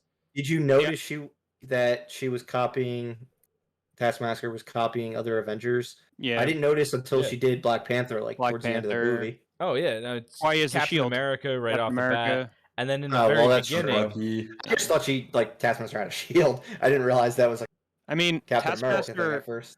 I wasn't really disappointed with the character because Taskmaster is like that's all it is. There's no person that you never know who the person is. It's just someone who mimics. It's just a soulless. No, you know who the stupid villain. person is. I don't think they're like a incredible character, but I I mean, think it's not the Marvel, Bond it's, like, girl from Quantum of Solace. Mm. No, it's some like guy. But I thought Taskmaster was at its best when she shows up like at the very beginning. And Yeah, it's that was just kind cool. of like Terminator presence. it's like just a regular, like a random robot. that's Yeah. just Yeah, like just like this constantly unstoppable like machine is kind of like how I felt about Taskmaster, and just like kick Scarlett Johansson's ass. And then from there, like Taskmaster just progressively gets, it's kind of like the aliens in Tomorrow War where it just progressively gets easier to beat the shit out of Taskmaster, to the point where like Taskmaster just like stops being a threat. gets like, locked it's in just a like, glass cube, and it's just like, Yeah, I it's guess just I'll like- just stay here forever now. It's like who's like Black Widow could like just like beat the shit out of Taskmaster by the end of the movie, because it's just like it just gets powered down. Yeah, Um, Taskmaster would have been a great first villain, and then no good villain comes after that, because the second villain is horrible, and he's just some like mustache twirling idiot that's sitting behind a computer. Yeah, it's the guy from King of the Crystal Skull, the Triple Agent. That guy. Yeah, Yeah, it's and Mr. French from Departed. Mr. French from The Oh, dude, Departed. he was And fucking Beowulf. horrible. I don't know. I liked him a lot. I Oh. read something too where someone was like, "Why didn't the whole family just team up against Taskmaster at the end? Like they were all there.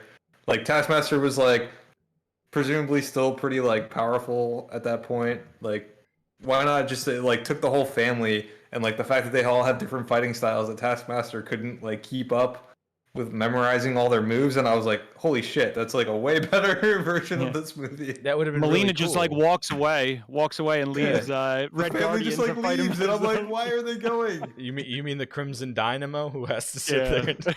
Yeah.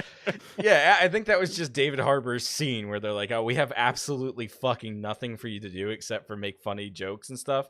You can fight Taskmaster for 2 minutes on screen and then presumably half an hour off screen, and then we'll come back to you later and we'll just throw her in a fucking cell, and then that's done."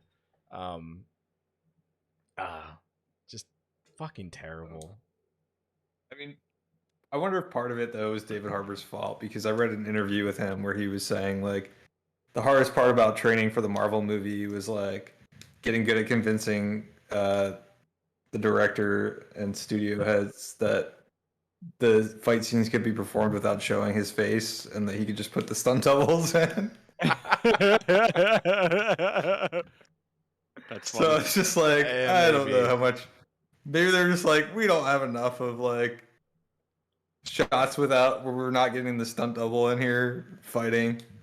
Every That time they go to works. film like the scene where he has to fight, he's in the bathroom for a long period of time. They're like, David, we're not gonna wait for you to get out of the bathroom anymore. Just put the fucking stunt double in and cut his fight. It's like my stomach is hurting me. Yeah, so I'm allergic to fighting. Yeah, there was a lot of really just stupid things about it. That Nirvana cover was the cringiest thing I think I've ever had to sit through in a movie theater in the last like 2 years. Did you notice that they put the volume down when they said Yeah, like they can't say libido in a PG-13 rated movie? no. Jesus Christ, Marvel And then it or was Disney. it was just crappy little home movies over the top of that crappy song. They cut out all of like the younger Scarlett Johansson stuff, like where they showed her walking through with all the ballet people and shit. And I was promised a lot more CGI enhanced young Scarlett Johansson, and I got like none of it. I got her sitting in a car. That was dumb. It didn't seem like it was an origin story for her at all. Outside of the first Outside of like the first 15 like, minutes of the movie. I think there was It was originally hard. the more. MC Marvel's version of the Americans TV show. That was my favorite part of the goddamn movie. Was the first 15 minutes. Yeah, I liked it. I liked the the opening house a lot. even looked like the house from the Americans on the inside a bit. Oh man. And then we got face pulling off shit like we're in Mission Mission Impossible. Impossible. I had actually forgot that was in Winter Soldier. That face Yeah. It's technology. like one of those things Yeah. you want to forget exists because it Yeah. just Because it when we allows you did to when do we dumb shit like that. when we talked about Captain America and the Winter Soldier, I had said the same thing. I'm like, now we got Mission Impossible technology in this goddamn series, but they had actually done that 7 years ago. Yep. I just completely blocked it out. Yeah. I thought the movie was better than I was expecting. It's a non-essential Marvel movie, Yeah. but like I thought it was like a fairly well-made spy family type movie, like a weird I don't know, like a non-real superpower version of like The Incredibles being a movie. Yeah. Except for David Harbour, who has actual powers. Mm-hmm. Although, why does he keep talking about how he fought Captain America? It's not physically Because he's like propaganda possible. guy, so I think they made Yeah, him believe yeah. that he was fighting. I was really hoping they bring back Chris Evans for like 1 second and let them talk and be like, "Oh, remember the time I beat you up?" And he's like, "I have no idea what he's talking about." But no, They could have done some funny stuff together. couldn't have even given me that. I mean, I hope they bring back the character in some form because he was great. I could see him being in like a show or something.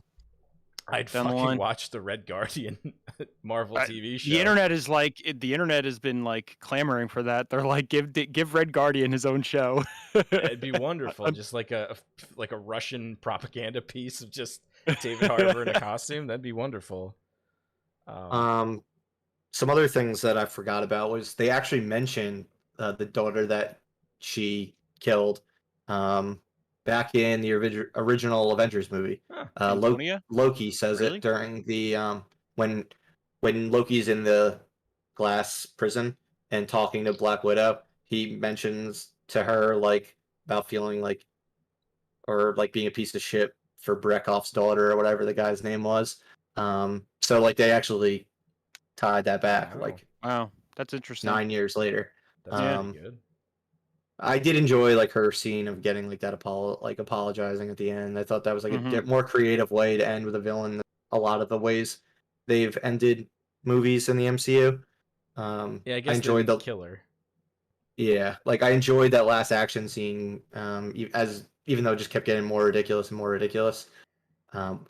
She fucking I fell out hated of the that last sky. action scene. Wait, she fell out of the sky like without a parachute and survived. And the whole plan with the whole time She was, she grabbed one out. She like flew through a jet, grabbed a parachute, put it on, popped it. Like after she grabbed Her feet Yelena, off.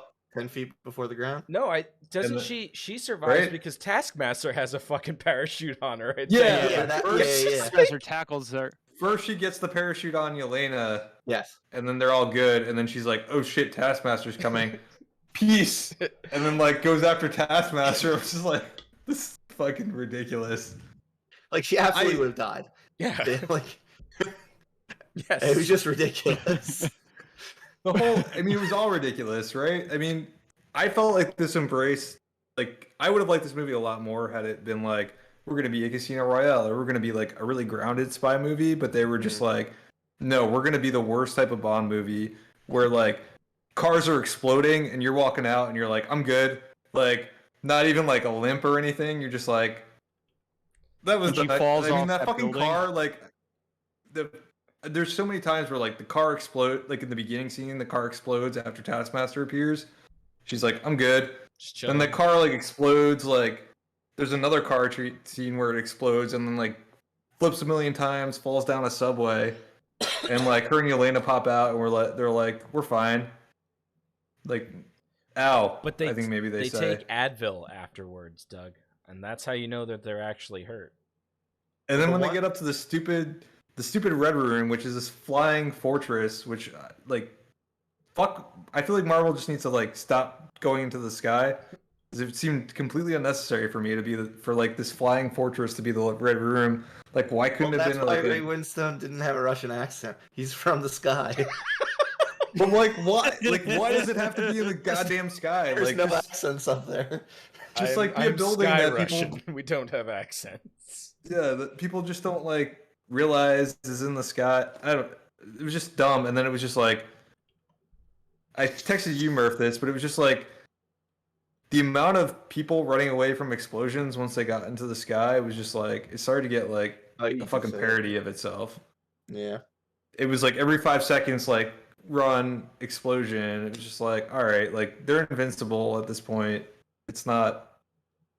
I don't know. It got a little too crazy for me, where I was just like, they're a little too invincible. Like this is your chance where you have like this character that's human and mortal, and you've turned them into a superhero at this point, where they're just indestructible. The one time in the movie where they were like actually really seemed like beat up from stuff was when they had that fight in the apartment. When they beat Um, each other up. Yeah. Oh yeah, that was like a it born. was a really brutal fight. Like Yeah, that was for, like a for boring like a fight. kind of like a joke. Yeah. But it seemed like they actually like were kind of roughed up from that. Granted, they then do plenty of other stuff like immediately after, because people come to the apartment. It seems like she's still playing the background character even in this movie, whereas like in an Avengers movie, Black Widow just goes off and does stuff and gets bounced around like a fucking ping pong ball, but she's still good. It's almost like we just get to see what's happening during Avengers, but in this movie where they're like, should we make her hurt? Nah, it's inconsequential. She's just a fucking person. And well, she'll be dead in 2 movies anyway. Yeah, So it's like, I don't know. Should we bother to show damage? Oh, we don't really do it on any of the other ones because they have superpowers. She doesn't have superpowers. Who gives a fuck? There's 900 people in this movie. I think it was your chance to do like a lower stakes, more intriguing spy movie, That'd been because awesome. she's like, just do the entire movie in Ohio. Yes. It's like No. the entire Yeah. movie in 1995. They just remake the Americans into a 2-hour Marvel. That'll be a television show on Disney Plus. Yeah. Oh, yeah, I God. just didn't like the fact that they were like, oh, we're gonna do like the flying fucking sky thing again, and Well, it's what it they like do. we're gonna put her in all these scenarios that like you would need a superhuman person to survive, and it was like, no, you like missed the point of being able to do a Black Widow movie and just make it like gritty, How do you sell toys more realistic. for a normal person though, Doug? She's got to fall out of airplanes. He has to have a different costume. Of Yeah. course, Also- it's white I this don't know, time, it was and then weird. also Different- another different black hair. one. I also hated the fucking pheromone That was so stupid. with like Did the you get mind Batman, control. did you get like- Batman and Robin vibes from that? That it was absolutely fucking I did. dumb and terrible. Yes. I did at the time, but it took away like anything about the Red Room and the brainwashing. It kind of just like diminished all that, because it was like, oh no, these are really good people, but they're just brainwashed. And as soon as they smell this Red Mist, they're gonna be normal and super cool people again. Yeah, the And one I thing. enjoyed this movie, but I just like making fun of it because Yeah. it's kind of fun. Yeah, I just like I didn't hate the movie as much as it sounds like I'm hating Yeah, the movie. like same here. I just like it could have been such a better movie, and so I'm just frustrated. I thought it was awful. I thought it was a bottom third Marvel movie on its best. Yeah, day. I'd probably put it in like the middle third. Not like officially, but that's just where I'm thinking. Yeah, Probably towards the bottom of the middle third. this one wasn't for me. yeah, I mean, I really liked it, but I do have some issues with it. The biggest is probably the Red Room like mythology. They like kind of did it, but they didn't talk about it enough for my taste. There was like so much more that they could have jumped into, and they just alluded to it. They just kind of like glossed over information and then just went on with the ridiculousness of the movie. But as a whole, I mean, I enjoyed it. I actually watched it a second time on Disney Plus. But so I mean, I didn't really have very high expectations for it, so maybe that's why. But it You had stretched Scarlett it. Johansson and Florence Pugh. There was no way you weren't. This is true. Gonna... Yeah. But Which I is did fine. end up. I was. You always kinda- like Black Widow too. Like Yeah, I like the character, but Yeah. I was disappointed with, for the most part, disappointed with Black Widow's character in this. Like I felt like took a backseat to almost every single character in this movie. Like the family, the family was like way more interesting. I thought. I mean, Ray Winstone was definitely a mustache twirling type of villain, but I enjoyed him. Yeah, I think that she got outacted in so many ways. Not her fault. She's a great actress. I just think her part of the script was like severely like underdeveloped compared to everyone else. I think Don't part you of it just was actually- her fault because I don't think so. She wasn't really trying for a I lot. thought she of was it. gonna hook up with that guy from Handmaid's Tale, and that never happened. I was like, Yeah. are they actually gonna give her like a romantic interest, like finally in the series? I think he'll come Um, back. I think he's gonna probably end up helping out Yelena. That makes sense. I think. And they'll probably bring back David Harbour Yeah, because she's in it. and Maybe maybe Rachel Weisz, Rachel probably. Weisz too. I mean, Yeah. What all the about her new pigs, characters that though? they. Yeah, Man, she was torturing that pig. That wasn't nice. That was I know, that was- fucked up. that was fucked I was up. like, I'm not enjoying this scene. Yeah. Like it's maybe like you could have done it for like a second to prove your point, like, and then hmm Like immediately stopped. we get it. Let the pig breathe. Yeah. What about post credits? I mean, we're getting more Oh. Yelena. We're getting more Yelena. We know that. I liked it. What a waste of fucking time. They're setting up a TV show in post-credit scenes now.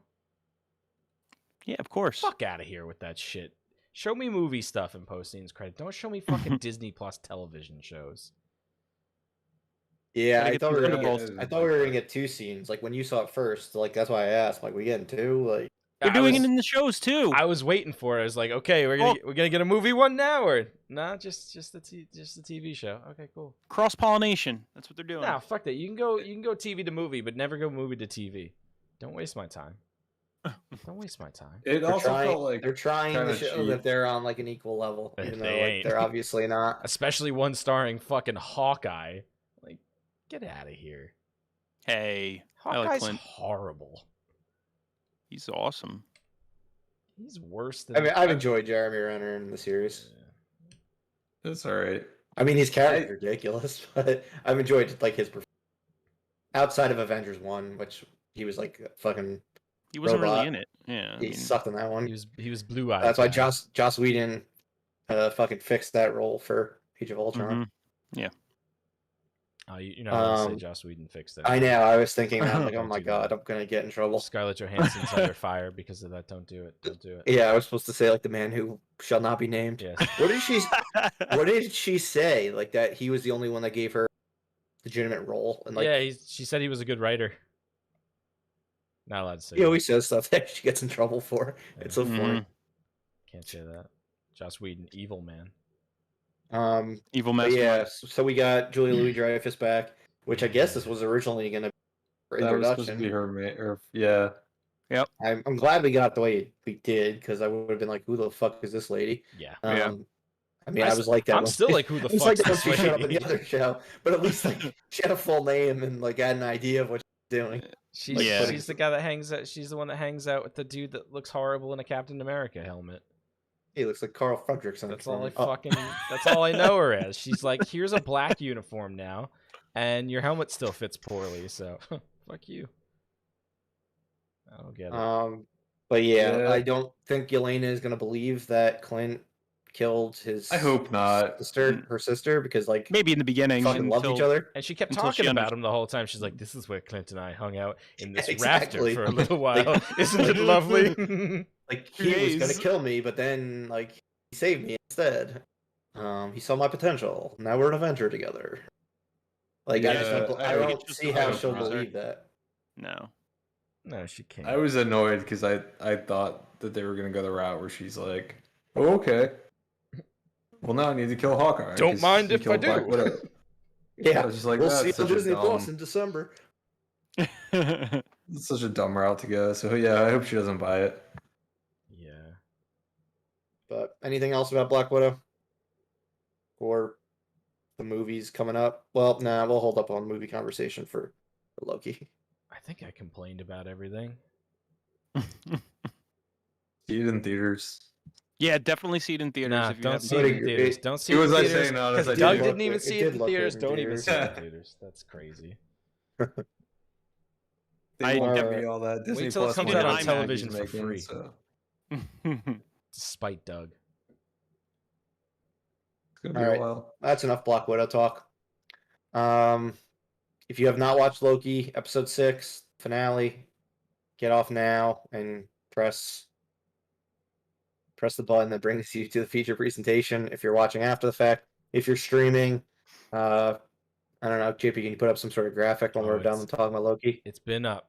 Black Widow, then Loki spoilers. Oh, beautiful! I love Look it. at this. Go away if you haven't seen Loki. Yeah. Unless you really like spoiling yourself. Yeah, that's fine Where too. it's your life. Whatever So you gotta do what you do. want. All right, Loki finale. Let's do it. So, who got spoiled this morning? Not What me. are you call it counting as a spoiled. spoiler? The fact Yeah. that this wasn't the limited series and that the story wasn't Oh, going to yeah. end. I don't really see Yeah, it as I a saw spoiler. that first thing in the morning, but yeah, it wasn't the spoiler that I would have been Yeah. really pissed off. There about. are, I say there are two spoilers, and yes, the villain or the man behind the curtain would be one of them, and the fact that there is a season 2 is another. Because all my predictions last week were based on the fact that I thought this was a limited series. True. And Corey, you had, I think we're the only one who had the prediction or what you wanted to happen and what you've been saying for a lot of this of who you thought was going to be the man behind. But JP and I think maybe Doug also, all were of the opinion that bringing a villain like that doesn't make sense into the final hour of a television show. No. Mhm. It still doesn't to me. I think I straddled the theaters. You the may have, theories yeah, you where may I have. could- I think me and JP were more adamant about that. Yeah. Mhm. But I will I say, didn't. when it's not the final episode of a show, but just the final episode of a season, that is definitely a difference. But congratulations for once again being right with I mean, I technically wasn't really completely right because it's not exactly that character. It's Yeah, you it's know, not the character. It's please a- please a- elaborate. it's a variant of the himself. character. Well, the whole thing Thought it is was that genius. But Jonathan Majors, who's playing Kang in Quantumania, Ant-Man, and I guess might end up being the big bad of this phase. He has different versions of himself that live in the different timelines, and the one that we saw in this episode was one version, a very subdued version, and Was he subdued? Because He was eccentric as fuck. he was so eccentric. fucking Fucking annoying. subdued I didn't in terms like his of performance. Oh, but so bad. I was happy when Corey was like, "Well, like that's not the real version of Yeah. like, the bad guy. Like he's gonna be different." I hope he's later on. eccentric, subdued in terms of who Kang the Conqueror actually is, because he's fucking out of his mind and in a different way. I ain't and scared violent. of this guy. He just seems Well, like you're some not dude scared- with ADD. And I think that's why they probably casted him as Kang, because Jonathan Majors is a great actor, and I think he's able to kind of do this, what we saw, and then the Kang that we're actually going to see in whatever we actually see him in will be very, He's- very different. The main guy from Lovecraft Country. Lovecraft Country. Okay, Yeah. so I Yeah. mean, he is a good actor. He just Yeah. he's fucking horrible in this. We saw the nerd. We saw the nerd variant of this character. What So was he he was credited? technically- What was he credited as in? I think the man. What did they call him? The man from The man at the I end don't of know. time. No, or the- something The man like at the that. end of- the end of Okay. time or something like the that. last. No, it was something about like being The like the man at last the one. end. Yeah, Is that what something they like call that. He him? didn't have a name. But Yeah, and he references who conquering remains. and stuff like that. exactly. He who And- remains is what they called him. He Who Remains, yeah. I mean, even Because he his was the costume last variant that remained out of all the variants of himself. Yes. during that multiverse war that they had. But He's the like benevolent one that exactly. is trying to prevent all the shitty variants of himself from like appearing and creating chaos. Which is Is how I 100%. took it. Yeah, no, you're completely right. So I took it as like the actor, like they didn't actually give us Kang, they gave us like Yeah. a version of this character that is going to be Becomes completely Kang. different because he's the good guy, he's the good variant, but there's like this really shitty variant that's going to appear now. Yep. That's going to be completely different and suck. And is that the one whose statue is up at the? Yep. It appeared that Kang. way. Yeah, Yeah, that's so at the end of he had the Kang outfit on. Yep. Yeah, the outfit that he was wearing in that most of that episode was that first version of himself, the like Doug said, the benevolent version that existed. And now since he's killed, when you see that statue, that is the, fucking crazy, villainous, conquering version of himself, of that character, I guess. And yeah, he's wearing the costume. So at the end, when Loki gets pushed through the door, does he go into a different branch, or does he back in the one he was in, but for some reason it's already changed? I think it already changed. I got that he went to a different branch. Based on like time travel type things, I thought he went to a different branch as well. Yeah, But that's how I It's interpret it. it's And it possible. looked like it was a different machine. Like it wasn't the one using, like that the TVA have been using throughout. Yeah. Like Yeah, he might have just gotten thrown into like another because the Any timelines random are one. fucked now. So yeah, random one. Yeah. It's got to That be maybe because would make why sense. would his timeline just change? It's not like someone went back in Yeah. time and changed it. Yeah. It would still remain the same. It looks like he's just in a different universe where Yeah, based on how the logic works, now that we're talking about it, that I think makes the most sense for the show. all right. So JP, did you not like the episode? no, I really didn't. I get that it's not a limited series and everything, but I still don't like that they just threw this guy in the last episode, and I thought his character was kind of shitty. I thought the acting was less than I'm not pumped at all for this villain anymore, like at all. So I feel like they did kind of a crappy job, and it was just the whole They episode. pulled was- the Thanos part 2. yeah, it was Yeah. just like it was exposition was the entire episode. It was just him just like sitting there speaking. There was I didn't like his performance, but I dug the exposition. Like everything he was saying, I was like in, but yeah, I didn't like the performance. yeah, like fine, like exposition's good, it's necessary, but the whole fucking episode was just, I don't know. And then now like Owen Wilson doesn't know him. It's gonna be fucking Men in Black 2 for season 2 of Loki. I don't know. I just We always go back to Men in Black 2. Yeah, It's one of our finer references. it's I don't I've know. never seen Men in Black 2. It's terrible. But it's not nearly as bad as Men in Black 3 or Men in Black 4. Which one's the one with Johnny Knoxville? Men in Black 2. Men in Black 2. Oh, okay. Maybe I did see that and I just blocked it out. I don't know. To me, this whole Loki series has just felt like a very underwhelming present wrapped in a really, really pretty bow. Because the aesthetics are great, the acting is pretty good, and I'm sitting here thinking about it. And it's like, what the fuck did I even get? Like, I got a pair of socks in a really nice box, and it's not even like nice wool socks. It's like dress socks that I'm never gonna wear. I don't know. I know you guys really liked it. I know you really liked it, Murph. It's just like I'm sitting here thinking after today. I was like, what did I do for 6 episodes? Where was I? Dude, this show brings me back to Lost. It reminds me a lot of it. I just don't think it's smart. Not saying that season 1 of Lost is just fantastic. Yeah, I don't think Loki just keeping the mystery. It's keeping the mystery going, keeping things doing some resets, which they did plenty of times on Lost. Yeah. With the whole Owen Wilson not knowing who Loki is and everything, Mobius not knowing him. But I watched Lost. Like when I watched Lost season 1, I was like fucking hooked. I was in. I was like, give me more of this. This I'm like, I'm interested to see how the movies go with multiverse. Now everything's all fucked up and stuff. But yeah, that's why I didn't want to talk about future movies before. It's just like the implication of this. Now we know exactly like what's about to go down for 3 movies. Yeah. With Ant-Man, Spider-Man, and Doctor Strange. There we know for a fact that they're dealing with stuff from this show. What order is it in? It's Spider-Man, Ant-Man, Doctor Strange? Spider-Man, Doctor Strange, Ant-Man. That's weird though, because which with one's a bunch Kang of shit in between. Yeah. Which one's Kang in? Ant-Man or Ant-Man? Ant-Man. He's the main. Sense, yeah. Right, that makes sense though. So he's a long I imagine. So it's just gonna build to him. Seems that way. Okay. Yeah. Although, like, you're not gonna have the conclusion of Phase 4 in a fucking Ant-Man movie. No. That would be the worst possible time. Like, it's the lowest grossing series, like, outside of the Incredible Hulk movie.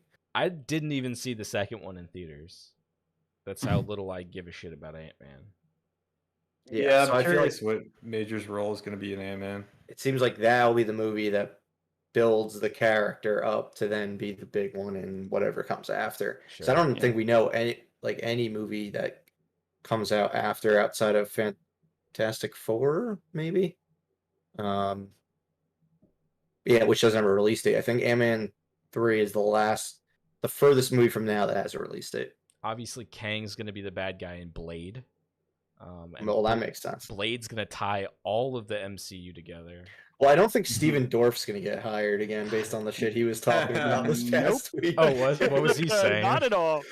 He said he is embarrassed for Scarlett Johansson, Black Widow.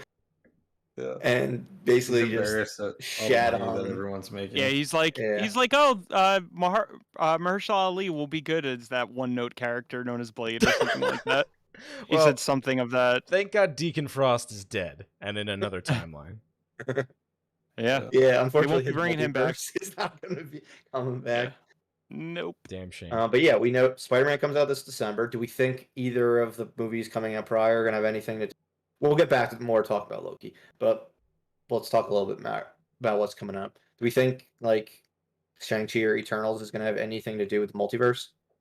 No, I think Eternals might, but I don't think. I think Shang-Chi is going to be kind of its own thing. I feel like Spider-Man's after credit scene is going to have something with Kang in it. Yeah.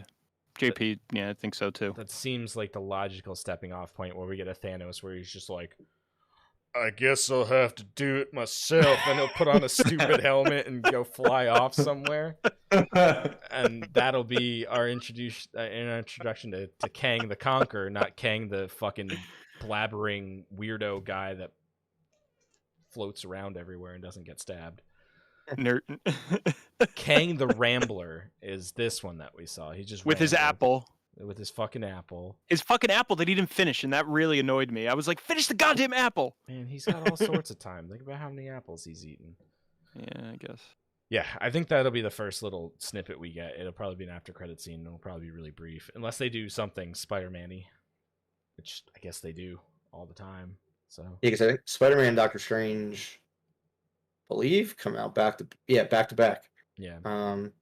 Like so we get Spider-Man in December and Doctor Strange next March, I think, a couple weeks after the Batman. if I'm Damn. not Oh, it's mistaken. it's that soon. Wow, Yeah, didn't even realize that. yeah, Well- and then it's Thor: Love and Thunder next May, I was promised a lot of love, a lot of thunder, and a lot of thunder. and a lot of love. Thor in that movie. So I'm looking Yes. forward to that. I got that from Taika too. Yeah. But yeah, we didn't get a post credits in this. We got the confirmation that Loki's returning in season 2. Mhm. Obviously Already pumped for knew that. that. But So I already knew that by the time. you already knew that. What IGN spoiled it for you? You said. No, it was just like I don't even know who it was. Oh, yeah, you I said get you like get, a like, news push feed on my notifications. phone, and it was just like confirmed Loki season 2, and I was like, God damn it! Like you guys couldn't have waited like a day. IGN's Yeah. been like People our watch most this. hated vessel throughout this whole Loki journey. They suck. Yeah, the amount of We've shit been talking. shitting on them so They much. suck in so many ways. It is kind of funny though that they took the person that like was shitting on Loki, and they were like, "Yeah, you're not reviewing Loki anymore." I didn't even realize that. That's We're gonna put hilarious. somebody that like is pro Marvel, pro Loki to start Like reviewing. that's fucking bullshit. in my I opinion. couldn't bullshit. review Loki for IGN. They would not want me. They would Oh yeah, kick no, me off. definitely not based on this one. No, I'd be removed. How dare you have an opinion? Let's get you out of here. Well, how about everything with Sylvie and Loki? Did that stuff resonate based on everything that's come before? He kissed himself. Yeah, I mean, it was. Very it- astute observation. I liked what they did. I mean, it was a cool way to continue, I guess, like developing this narrative with these two characters instead of them just ending up like together still. Like they're not enemies. They just have different points of view. And I thought that was really cool. And that Sylvie is the reason why all of this stuff that is going to be happening going forward is her fault. So, Yeah. which I thought was like really cool. Like she is literally the reason why all this is going to happen, whatever ends up happening. Yeah, I thought the whole like Tom Hiddleston's line about like you can't trust and I can't be trusted, like Yeah. like as much as they are the same, like that is part of both of them, like not being able to trust and not be trusted. So I thought that was pretty cool with her rationale for ultimately being like, get out of here. Yeah. Yeah, and I thought their fight scene was cool. I like not the conclusion of their story, but where it went in this season finale. Kept saying series finale earlier. I meant to just say finale. Keep it, but trick people maybe. Anything else? Well, I guess I would say like I am probably on the opposite side of the fence from JP. I love this episode.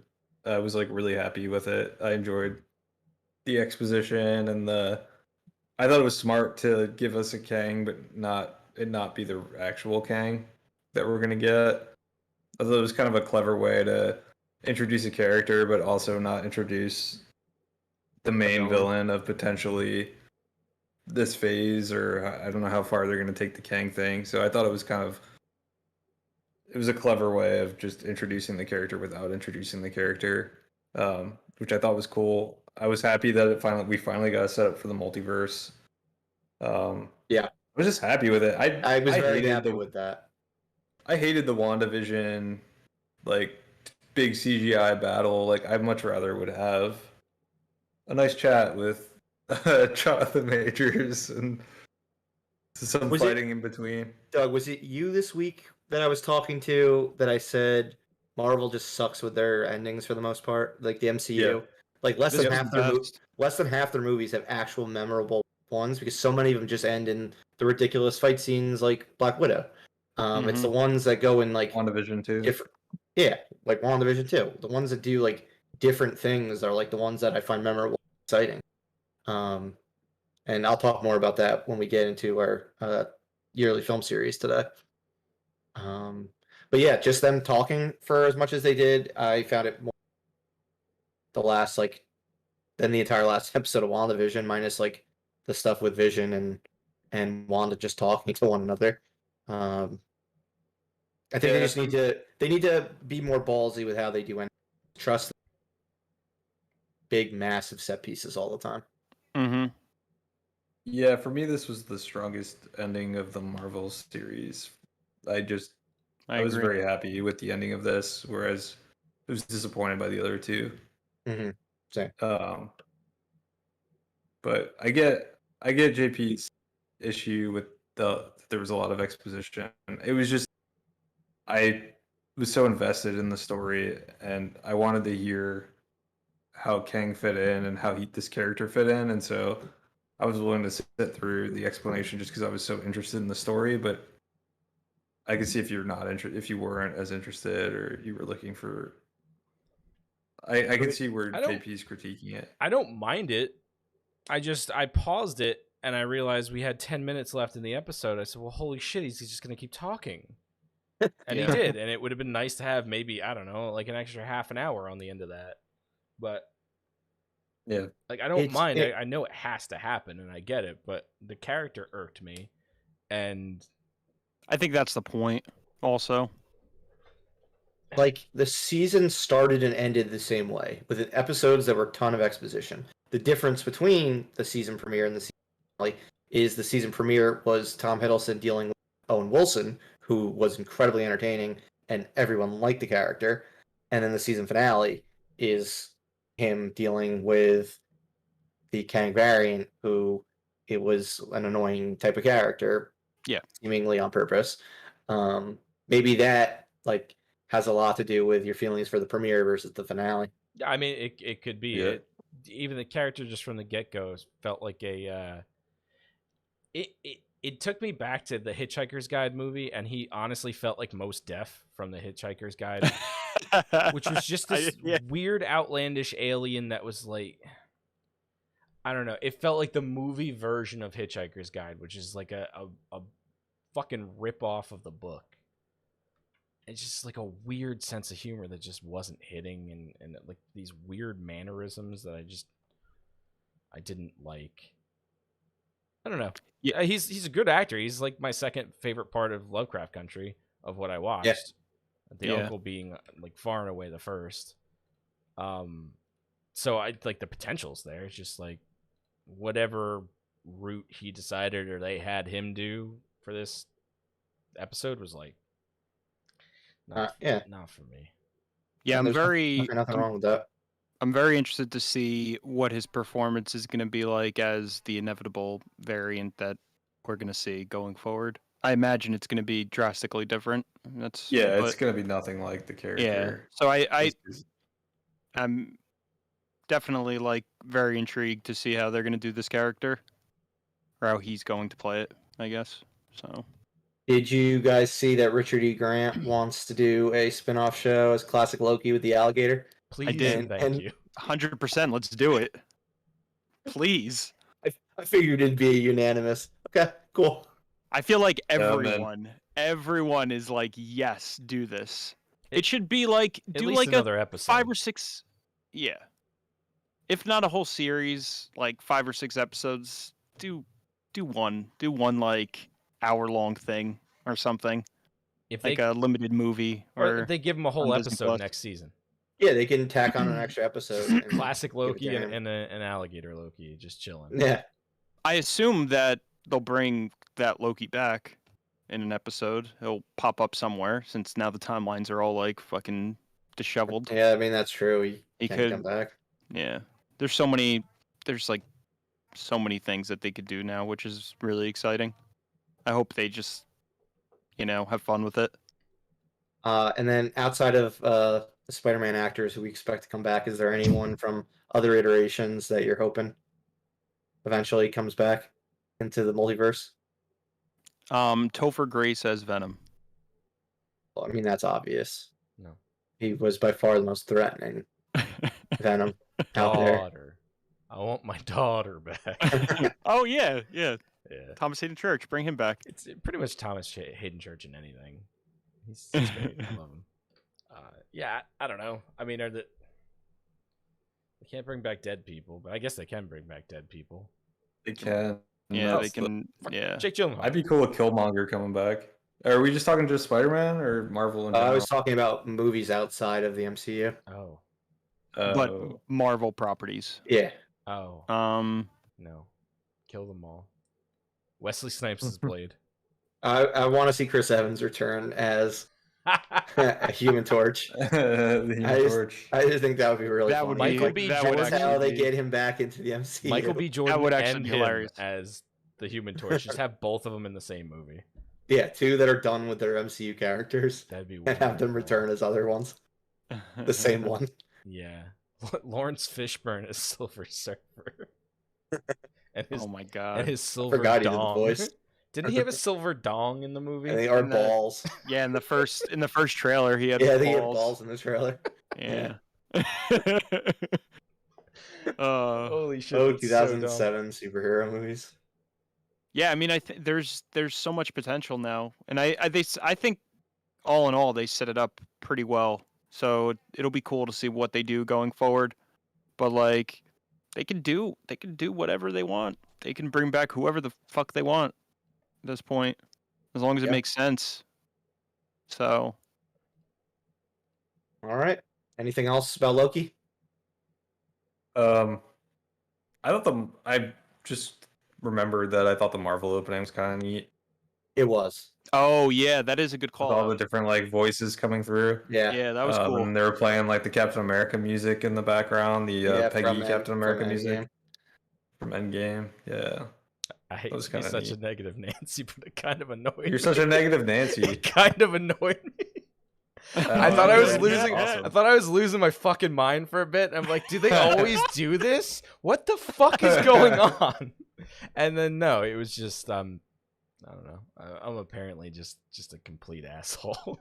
Were you in a really bad mood when you turned this No, I episode had a on great today? day today. My day's been lovely. I apparently have no joy in life, and I'm a complete piece of garbage with no heart. I don't know. Oh, do we think that What If is going to have any now with everything that's happened? That's going to have some type of implications, or is that going to be kind of its own, like literally I its guess own it makes, thing? It makes sense for why it's happening after Loki. Yeah. I mean, I don't think it's gonna have implications on the movies or anything. That they strategically put it to come out after Loki because Mhm. it's dealing with other. Multiverse. Yep. Good call.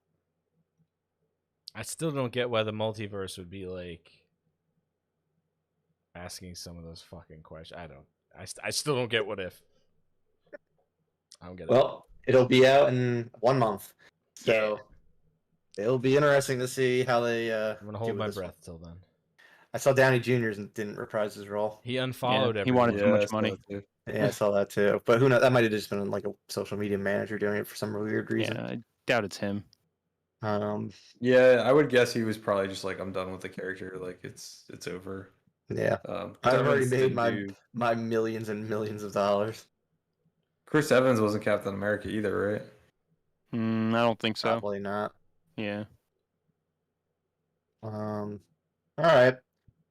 We'll talk more about Loki for season 2, whenever the hell that comes out. I'm hoping they fast track it and it's like a yearly series and not like a wait 3 years for the next season. Yeah. But who the hell knows what Feige's planning? All right. Mastermind.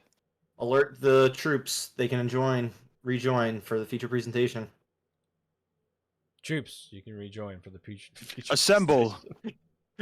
I just Yeah, take the assemble would've made more spoiler sense. thing off. It's off now. Woo. No spoilers, or literally no spoilers. We're not talking spoilers anymore. All right, we're gonna talk our favorite movie scores and soundtracks. We broke it up into those 2 different groups. Listed a bunch down. Through them.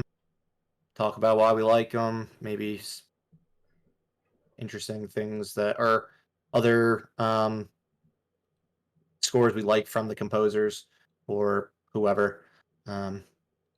Honestly, we'll be honest, we definitely did the most of our talking during Loki and Black Widow.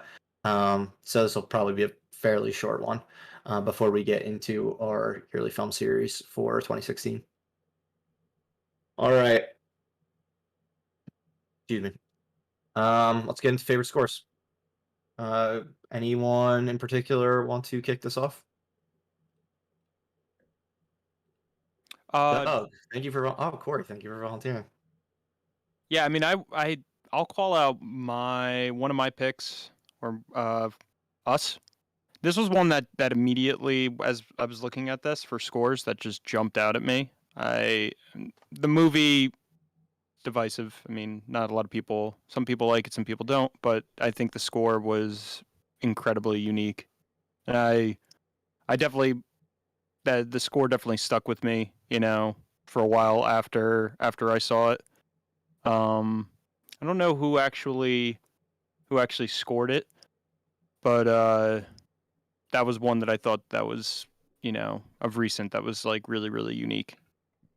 I can't remember like how it sounds off the top of my head, but I do remember that opening credit scene, like liking it immediately.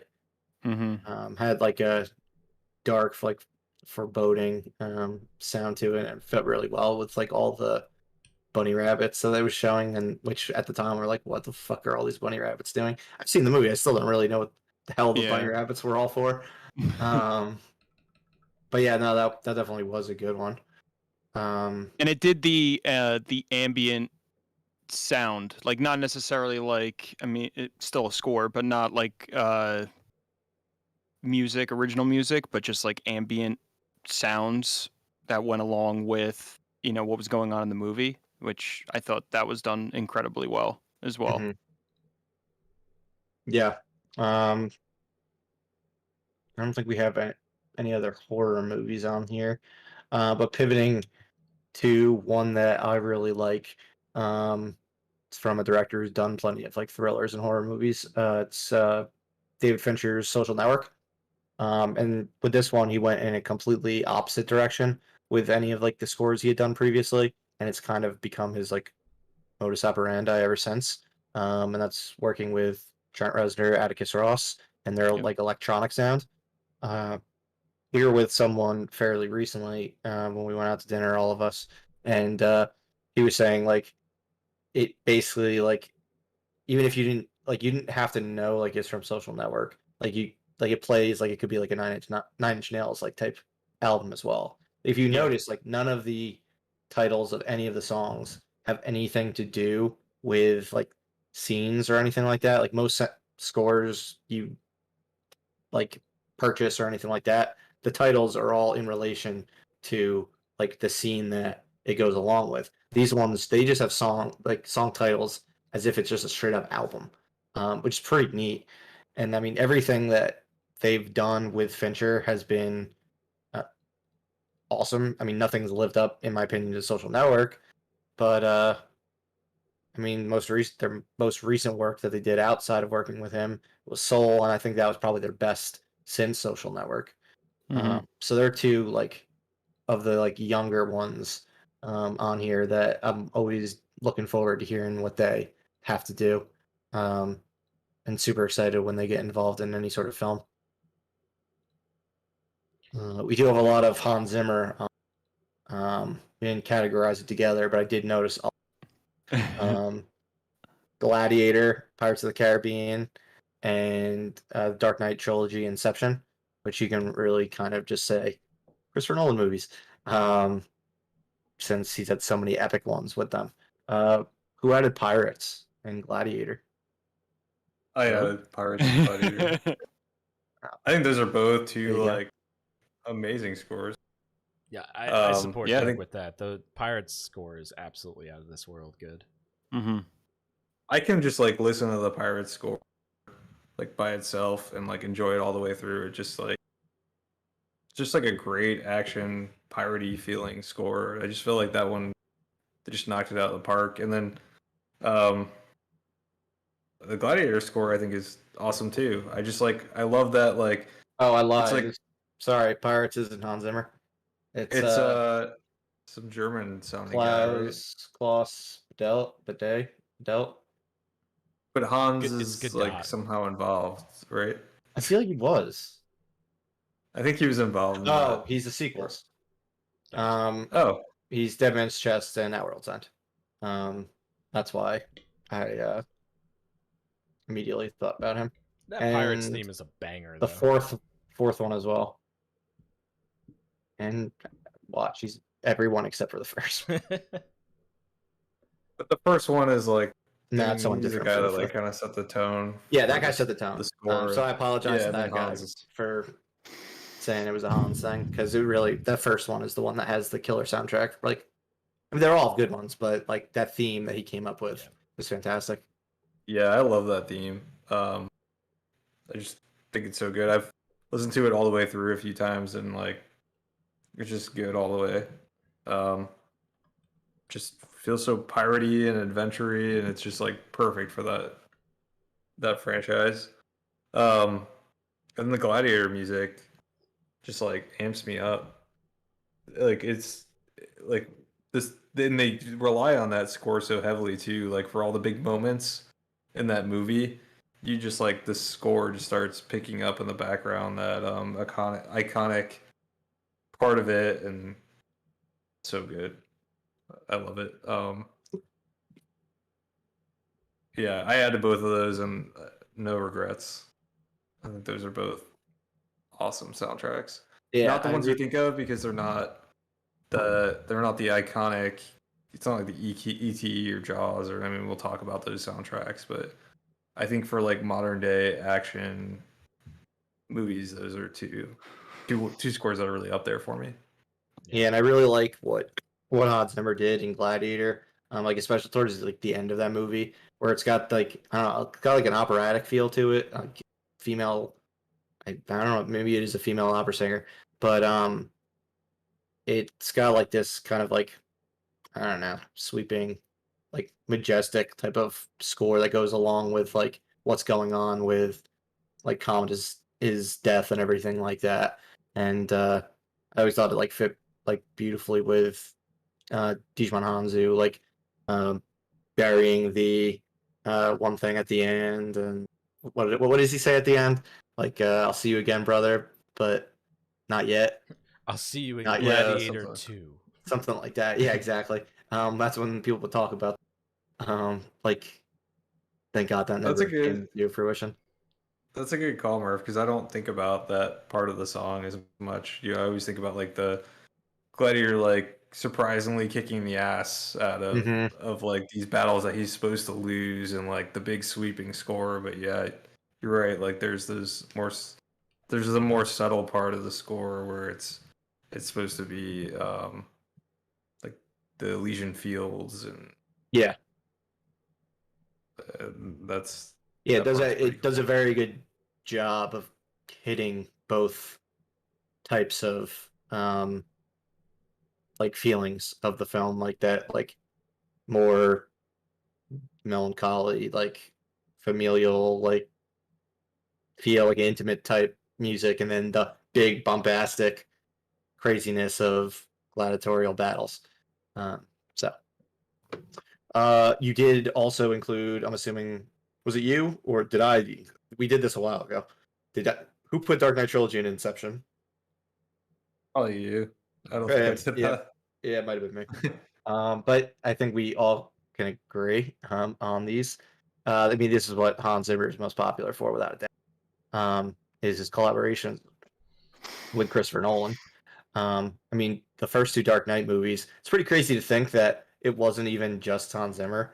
Like, there were two composers on Batman Begins and The Dark Knight. And then just because of like Inception and the fact that he did that alone with Nolan, the other composer dropped out of Dark Knight Rises.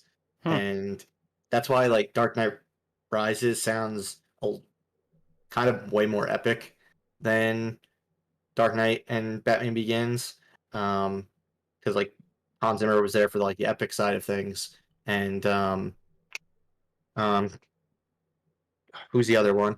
James Newton Howard was more for the stuff with like Bruce and his dad, like all the flashbacks and like the stuff with Rachel Dawes, the slower types of songs, the lighter ones.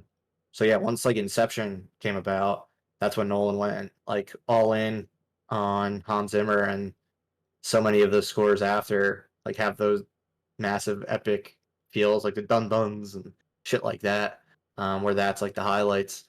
But yeah, I mean, not even just these ones, but Interstellar, fantastic score. Not as similar as all like Nolan ones. That's Wow. definitely the most like classical ones, other than the Woms in space. Good point. I forgot about that. Um, Dunkirk, I don't find as memorable, but the fact it was pretty cool. Like it kind of had like kind of felt like time going, like because the movie is so based on time and like speeding up and throughout and like when things are getting more intense. Um, but yeah, that's kind of what I was thinking with Hans Zimmer. Anything else in regards to um, him in the films that I just mentioned? All right. What about the flip side of the coin? Not the Nolan Batman movies, but Danny Elfman shit. Oh, Danny Elfman's so Mhm. good. I mean, if you're going to talk about Batman, I think you have to talk about what Elfman did. Oh Yeah, yeah. classic. Like, it was definitely more of like the 80, like those like 80s type soundtracks that are like super memorable. Because I think nothing did it more memorable than maybe even like their soundtracks are just like ingrained in your head. How many Yep. would you say are in like the like I don't know 2 decades? Like Pirates is definitely one of them. I would Yep. at this point the Avengers is one of them. Mm-hmm. Yep. Batman. Like I guess not in the last decade yet. where like their theme music is just like fuck like just constant like in your head like easily. There's definitely some that I'm not thinking of. Bond. Harry you know, Potter, I even would put in there. Bond. Yeah, I guess Bond. Yeah, you could still do. Yeah. Um but I mean Bond's Potter was last been doing decade, right? Yeah, Harry but Potter. yeah, Harry Potter is definitely memorable one. Lord of the Rings, which somebody included on here. Another very memorable one. Um, but yeah, like I would say, like in the 70s, 80s, 90s, like basically anything John Williams did Mm-hmm. is one of them. I mean, Yep. we've got on here Star Wars, Superman, Home Alone, Indiana Jones, Harry Potter, Jurassic Park, E.T., Jaws. Like insane amount of classic theme songs. Some of And them like we sound a we little mentioned Harry Potter. similar. What's up? Some of them sound a little similar. I don't know Oh if yeah, it's I mean it's Indiana similar to Jones Hans and Zimmer. Star Some of his Wars sounds. that I get mixed up all the time. Or Which ones? I think it's like Superman and Star Wars, I think, are the two that I get mixed up constantly. Yeah, and that's funny because they came out back to back. Yeah. Maybe he was phoning it in a little bit. Yeah, maybe he like just still had that one in his head, or was like rushing Superman. But still, I mean, iconic in every sense of the word. Mm-hmm. Yeah, and like we named like some of the 2000s ones, and he fucking did Harry Potter. True. And he did the first 3 movies, then other people just carried the torch after that. Yeah. Yeah, back then they I don't know what was it what was it about those times, but they were just made very memorable soundtracks. And JP, you added John Carpenter to here. Yeah. So That's a good Similar call out. similar situation, like since the 70s. yeah, Dirk shouted out John Carpenter in the chat, and that it started to make me think. Like, you got the Halloween soundtrack, obviously, but Escape from New Thing. York, Escape from LA, The Thing, it's just so campy. It's so I love. Yeah. uniquely him, and it really Dum-dum. the movie wouldn't be the same without his weird like Casio keyboard goofy beats that he does that really set the tone for his movies. And that's, I mean, he directs them and writes his own soundtrack for them. That's wonderful. I mean, you don't see that. So Yeah, and we mentioned Avengers as one of the memorable ones of recent years. And then Alan Silvestri did fucking Back to the Future back in the 80s, which like I feel like a lot of people probably think it's like John Williams just because it felt like so much like a Steven Mhm. I Spielberg thought it like was all Huey Lewis in the News that type did film. that. That's true. I thought it was actually Michael J. Fox playing singing music. Oh, that's true. Um, He's a professional singer. Because the voice and like when he's singing "Trying to Be Good" sounds so much like Yeah. Michael J. Fox. Him. It's MJ. Yeah. And And then since you did shout out Carpenter and Derek shout out John Carpenter, we've got Bernard Herrmann's like Psycho score, classic with like horror. We covered more recent decades, but like there's ones like that which is just classic. Trying to think of some older one. Bill Conti's Rocky theme, absolutely iconic. Yep.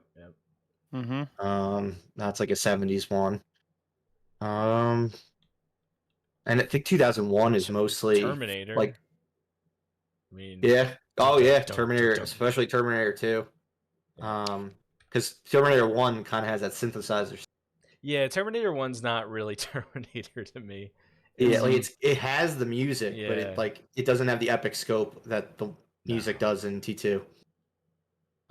It's like 5 notes, and they, and you know it from a mile away. Yeah, and then 2001 takes so much like already existing music, but kind of like made it its own. Like when you hear fucking Ric Flair's like music, or like it's like, oh, it's the 2001 song. So like that's another one. There's actually one that I just thought of that could. It's really both the score and soundtrack. But Simon and Garfunkel from The Graduate, because they did the soundtrack and the score for that, so that's a good one, and that's incredibly iconic. That's a good one. Yeah, exactly. I'm sure plenty of people don't even know like Mrs. Robinson is from The Graduate. Like they just know it as a Simon and Garfunkel song. So yeah, that's a good pick. And a good older one. All right. Any other scores that you guys want to shout out? Or shall we move on to soundtracks? Let's get into soundtracks. All right, let's do it.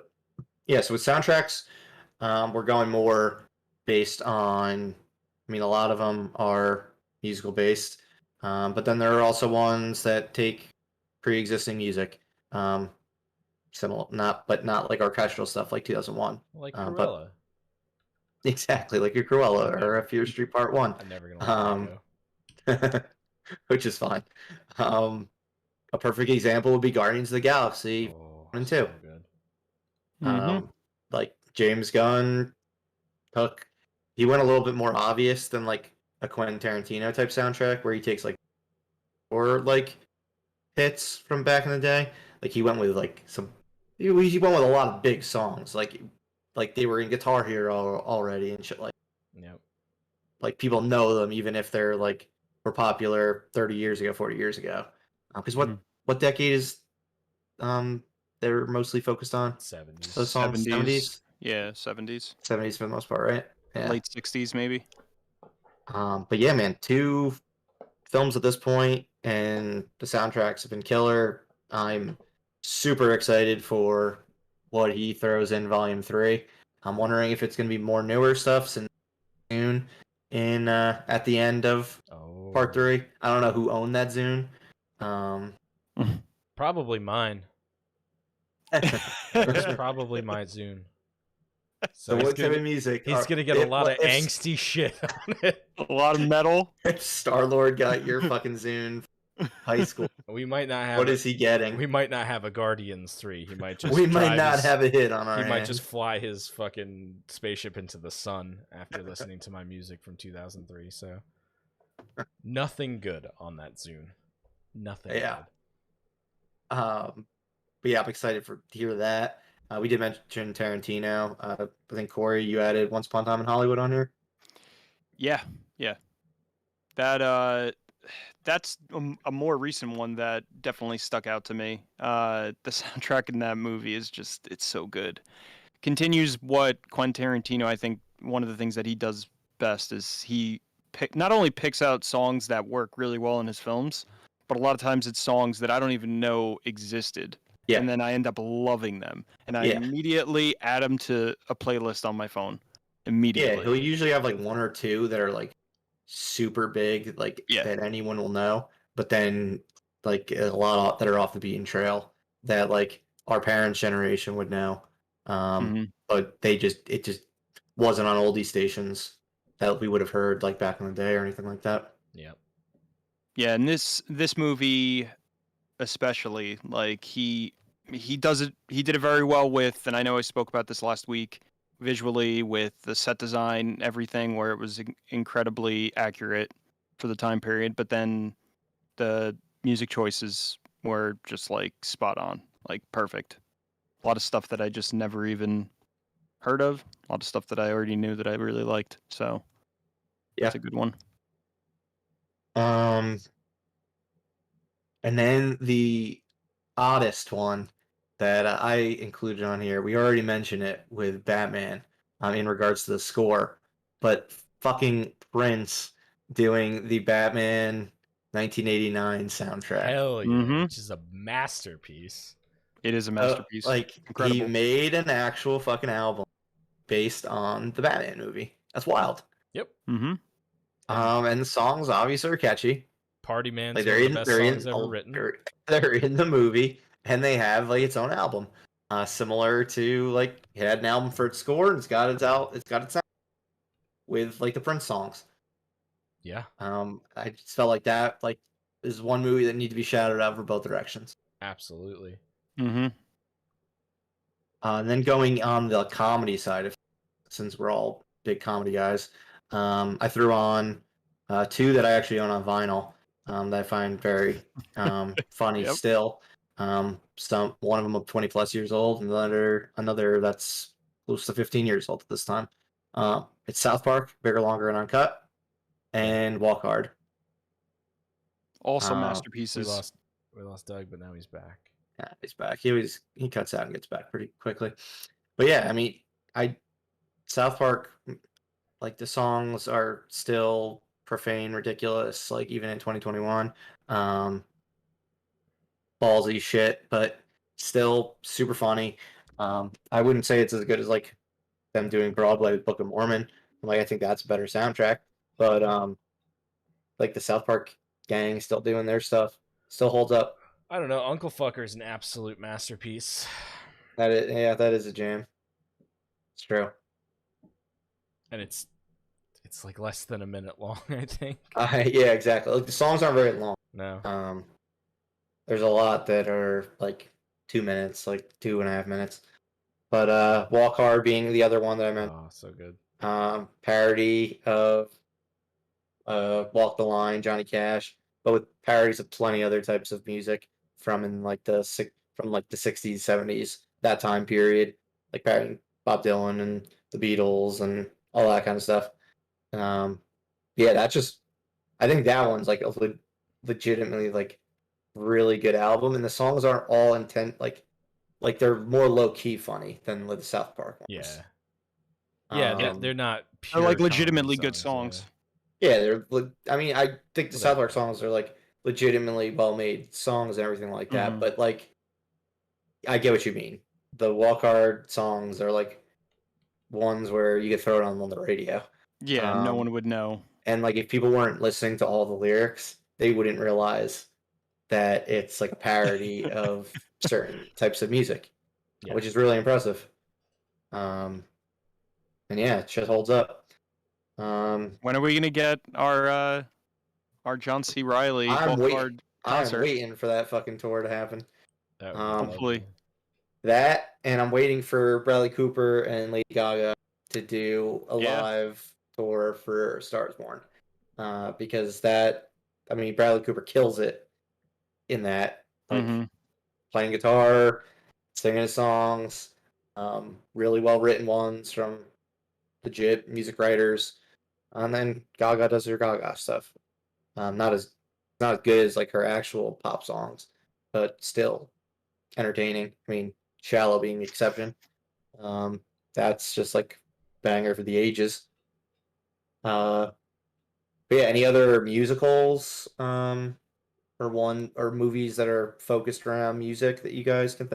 I had Baby Driver, which it's kind of the soundtrack is That's a good one. One of the characters in the movie, pretty much. Yeah. Mm-hmm. So I think that one fits in here pretty well. It's a pretty great soundtrack. It's Edgar Wright doing his thing. Yeah. Yeah, and that one kind of falls in line also with like the Tarantino type stuff, or probably more appropriately, what James Gunn did with the Guardians of the Galaxy films. But the soundtrack really does feel like a character, and plays a massive role in the film. Yeah. Yeah, other than that, I mean, obviously Disney has some classics from back in like the early 90s that I think we all probably liked back then. Aladdin, dope. Robin Williams, pretty great. Um, Lion King, solid ass soundtrack. But Little Mermaid. yeah, Woo. Little Mermaid, yep. Got some really good songs on there. Yeah, Beauty and the Beast. So yeah, that might be it. Any others that we did not include here that you guys want to shout out before we wrap it up? Not that I can think of. Anything on Yeah. chat, JP? What's that? Anything on chat? All the Pitch Perfect movies. Spider-Man. So I guess Elfman did Spider-Man 2. You know, Spider-Man movies yeah. as well. It's solid. Yeah, I mean, Elfman had some great stuff. Yeah. Burlesque. Never heard of it. That's a Cher Christina Aguilera movie. Oh. Yes, it is. Shout out to a horrible soundtrack, Moulin Rouge. One of the worst movies I've ever seen in my life. Had to watch that in film class. It was for the modern day blockbusters, and then she was like, movies like Jaws and Star Wars, and we're gonna watch Moulin Rouge. Like Titanic is another one that Son of a bitch. definitely had a Celine. iconic Yeah. song. In both regards, yeah, the song Yeah, and then James the Horner stuff. score. Who did the score for that? I think James Horner, if I'm not mistaken. Okay. Yeah. But he passed away, so he won't be doing like the Avatar sequels, obviously. Mhm. Because he had been like a regular James Cameron guy. Yeah, so we got. Pardon me. Yeah. Oh, okay, I was correct. Dirk says totally the Daredevil and Punisher soundtracks. Oh yeah, and I was gonna say the Suicide Squad soundtrack. That's a real banger. Real great one. And if you can't detect my sarcasm, it's because, sorry, but it was a terrible soundtrack. Yeah. The songs didn't fit with the scenes. No. It was like a horrible attempt at recreating Guardians of the Galaxy. I know James Gunn is going to do it way better with the Suicide Squad this summer. I hope so. He hasn't wowed me with any music in the trailers really so far, but I know it'll be there. How about Drowning Pool's Bodies and Jason X? I still remember that scene where it came on, and I was really excited. Well, no, they didn't put it in the movie. That was just in the trailer. Fucking It bastards. was not in the movie, unfortunately, Absolutely. but great fucking That was a trailer. good trailer. Absolute con artists. Absolute Yeah. con artists. It is always disappointing when there's a trailer that has a really, and then it's not in the movie. Yeah. Like I don't think was Paper Planes in Pineapple Express? I don't think Yeah, so. I feel like it was. I mean, I remember in that trailer, like It Yeah, it was yeah. definitely in the that was such an trailer. iconic trailer, I feel like but it was I in the don't movie. remember if it was in the movie. Maybe not. Yeah. Fact check that later. But all right, that's all we got for today. Thank you again for listening. If there's any soundtrack scores that we didn't include that you are a fan of, put them in the comments, things like that. We are going to be covering 2016 in our yearly film series on YouTube and Twitch. Right after this, you'll be able to find it on YouTube later. If you are watching this on YouTube or listening to it on any of the various podcast stations after the fact. But 2016 was a pretty bad year for film, so it should be a fun one to discuss. On our next episode, we're going to be covering our favorite scenes in movies, maybe some TV ones as well, along with our predictions for deaths, suicide, which we just talked about. We know James Gunn said not everyone's getting out of this one alive. A lot of people are going to die. Big R-rated war type movie, Men on a Mission type movie. So that one is going to be interesting to see who we think is going to die and who actually does die when the film is released. I'll try and put something up on social media so that maybe you guys can play along with us too. I'm just going to list out all the characters and just put a big old X over their face if you think they're going to die. Awesome. That sounds great. Anything else, guys? That's all No, I got. think that's it. All right. Well, as always, this has been Corey, Doug, JP, and Murph at Film. We'll see you again next time, movie lovers. Thanks for watching.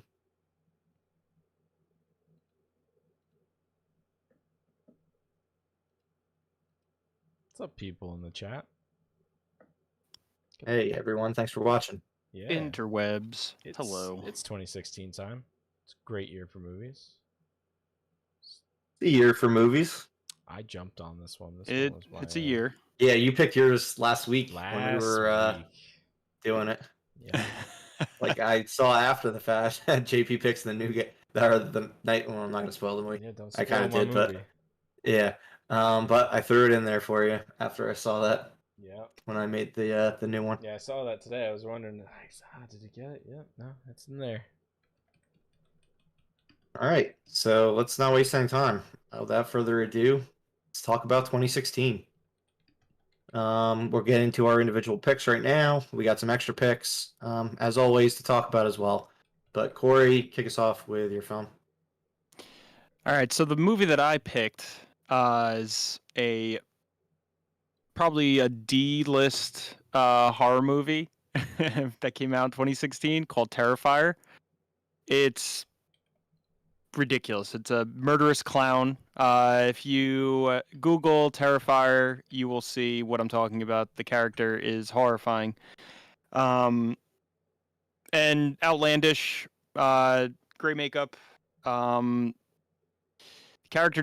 movie definitely has turned into like a little bit of a cult following type of film for this genre. But out of all the movies that I saw for 2016, which was not many that I really wanted to talk about, this was one that I chose.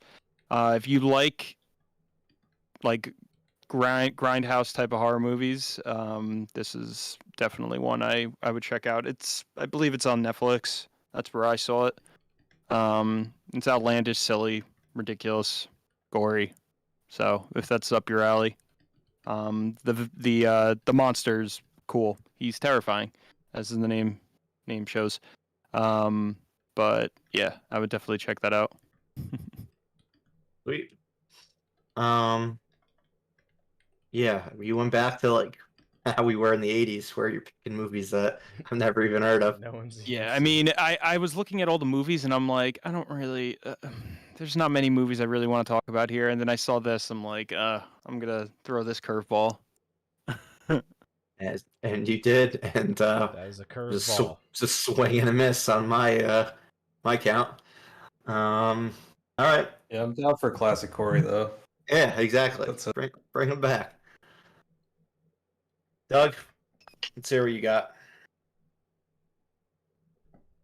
So it looks like Derek and I both have an interest in picking a great movie from 2016, which is Deadpool. I mean, I can't think about this movie without thinking about like everything that led up to this movie, which is probably cheating a little bit, but like the fact that like test footage got released from some unknown individual, probably Ryan Reynolds, and like the whole movie basically got made because of the fact that this test footage got out there. Yeah. And everyone saw it and thought it looked amazing and basically clamored and demanded that Fox make this movie, and they friggin' went ahead and made it. The marketing leading up to the movie was great, and it was the movie wound up being like a redemption for Ryan Reynolds' portrayal of Deadpool, because before that we got the shitty sewn up mouth Deadpool from the Wolverine movie that was complete garbage. That was so bad. This movie came out, it was 2, and it was R, right? It had an R rating. I mean, it was a pretty hard R too. Yeah. And that was like also back in a time when like that was a pretty big gamble. We hadn't. I don't think up to that point we had really had any. What was Blade R? Yeah. Yeah. Okay. But like in recent times we hadn't really had an R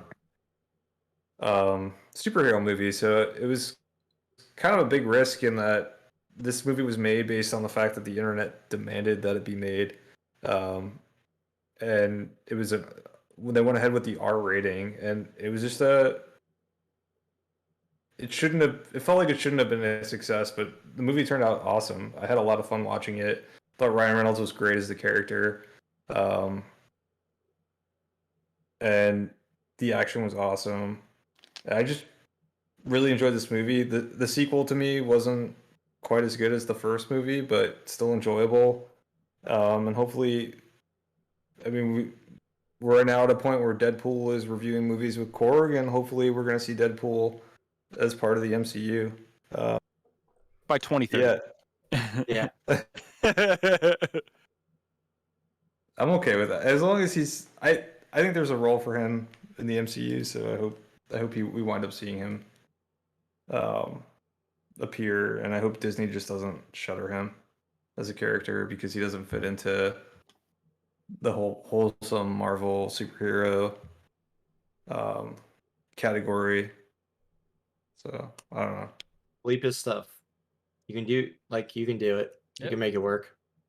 Yeah, network I feel like they television can find a way. shows did that stuff in the 2000s to great effect, and it could be just as funny as hearing the actual words if done right. Yeah. And he Yeah, can always it's- do an R-rated by himself. But we'll see what they decide to do. But good point. Yeah, this Deadpool story went all the way back to 2000. Fucking wild ride Yeah. that it actually worked in 2016. Let's bring Sodemouth Deadpool into the MCU, even though he's technically dead. Yeah, exactly. They killed him in Deadpool too. Yep. Oh my god, yeah. Oh yeah, he went back with the timelines too. Look Yeah. at He killed Ryan Reynolds too. that. Green Lantern. Oh, That was so good. it really was. To shares if I could turn back time. Yeah. Yeah. What a song. All right, JP, you've got a classic one. Yeah, I thought this was far and away probably the most entertaining movie of this year. It's The Nice Guys, which is Guy Ritchie, right? No, Shane Black. sorry. Yes, Shane Black. Same guy to me. It stars fucking the pretty guy Ryan Gosling and Russell Crowe, who's fat, and it's wonderful. They're both just like shitty detectives in a 1970s Hollywood. It's such a great period piece. Everything is just so 70s. It's so wonderful. Ryan Gosling is absolutely hilarious in this movie. His scream is one of the funniest things I think I've ever heard in a movie. And then Russell Crowe playing just the fat detective who's kind of the hard ass, the straight man to Ryan Gosling's funny character is just it works so well in this movie. This is one of like the few movies I own on my phone. Like I went on and I bought it on Google Play, and I have this movie, and it's a movie I'll watch a lot if I'm feeling, if I just need a good pick me up. This movie is wonderful for that. It's the chemistry between the two of them is just so good. Ryan Gosling's daughter in the movie, I don't remember who plays her, but she's fantastic. And I don't typically like child actors or actresses, and she does such a great job in this movie. The dialogue between all the main characters is wonderful. The story has an actual compelling mystery to it. It's a really tight movie, and it's a really fun ride, and it's funny. It's got a little bit of everything in it. The Nice Guys is a great movie. Absolutely my favorite movie from 2016. Yeah, no, it's like a Lethal Weapon buddy cop movie. It's very funny. Yeah, I realized one of the that I never funniest actually movies saw of the this. year. One of the best cop movies of the year. It just does it all very well. I mean, it's similar to when he did Kiss Kiss Bang Bang, Yep. but I like The Nice Guys more. Yeah, I definitely Actually. like Nice Guys more than Kiss Kiss Bang Bang, but Kiss Kiss Bang Bang is a great movie. Yeah. Too. Yeah, Corey, you haven't seen this one. This is a movie to watch because it's. Yeah, I always incredibly wanted to. enjoyable. I just never did. Yeah, So it's Yeah, you definitely like it. Doug, did you see this one? Yeah, I wasn't really a fan. I enjoyed it, I thought it was decent, but it wasn't a movie that like stuck out to me or that I loved or wanted to watch again. Gotcha. I thought it was a good rebound from Iron Man 3. Yeah, 100%. It's so strange to me, even that he's the guy that directed Iron Man 3. Like, all his other movies are pretty great in their own right. Yeah. All right, and then finishing this MCU themed episode, or MCM, as Derek referred to it on one of our text messages, because it's now the Marvel Cinematic Multiverse. Smart. Can he? Yeah, Can he trademark that? and it's already a popular hashtag for Man Crush Mondays, so I don't think it'll work. But it was clever, the full name. It just sucks that the acronym's already been widely used. Do people even use that anymore? You're gonna get I some don't know. weird fucking. You're gonna get Yeah, some weird yeah, posts. Exactly. But I chose Captain America: Civil War. This one might be my favorite movie in the entire MCU. It's, I guess, the second of the four that the Russo brothers have done. I think we really are at the point where probably my four favorites are the four they did. And I might like this one the most.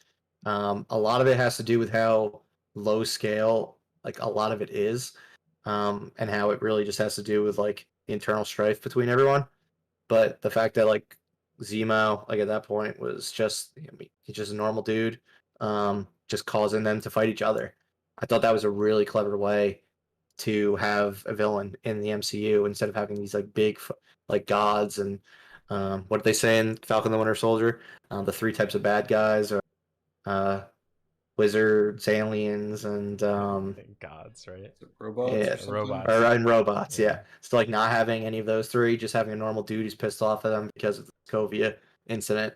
I thought that was really neat. And then the fact that the movie, like, it has that huge tarmac scene, the big action scene, but there's still another 30 or 35 minutes left of the movie, and it just ends on a personal fight between Iron Man and Captain America and the Winter Soldier. I thought that is the type of ending that I look forward to in these MCU movies, the ones that aren't these major things. Like, you can have these big scenes, but when the conclusion comes down, it's really personal. Those are the ones that I get the most out of. Great, I'm not going to pretend I don't fucking love the end of Endgame, which is the biggest goddamn battle that you can possibly have. But I think that one was just done so much better than some of the other ones. So yeah, and the fact that this was a perfect sequel to Captain America: The Winter Soldier, and it also felt like a Avengers movie to a degree. The fact that they did as much as they did in 2.5 hours really just impressed the hell out of me. Yeah, and they could have cheaped out and made that tarmac scene the focal point of the movie, where it all ends. They could have taken the easy way out and done that, but they didn't, and that's what made this a better movie. Yeah, exactly. I mean, they introduced Black Panther in this one. They introduced Tom Holland, Spider-Man. This movie did a lot of stuff. So yeah, that's ultimately why I chose this one. Yeah, Doug, I know you got to sign off, so we'll throw the I don't know what we throw out for you, but we'll throw up something for you, and then or are you gonna keep your camera on? Well, he's got How do you do? He's got to keep his thing there, but I'll throw up technical camera on? difficulties. Okay. Yeah, he'll throw on your technical difficulty thing over you. All right, man. Thank you for joining us. Get creative with the technical difficulty pictures. Just saying. I only got so much time in a day, Doug. If you want to come to my house and help me do it, you could do my job for me. I'm all about it, but it's got Corey face on it, man. That works. It's a good face. All right, guys. later, buddy. Have a good night. See you, Doug. Have a good one. Everyone else, stay with us because we were going to go through a bunch of other movies, right? Yep. From 2016. All right, so here's what we got. We'll might as well continue with the MCU stuff. Doctor Strange. Yeah. Not a big fan of this one.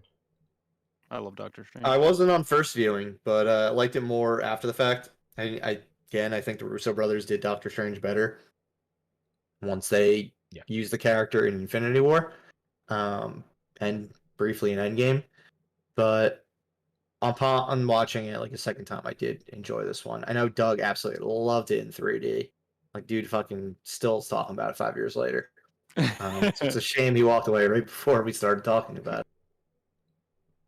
We've got the Purge election year. So we talked about Forever Purge earlier today. I briefly mentioned this one. Very similar. No, not the prequel. No, this was the sequel to Anarchy. Very similar, like style to the Purge Anarchy.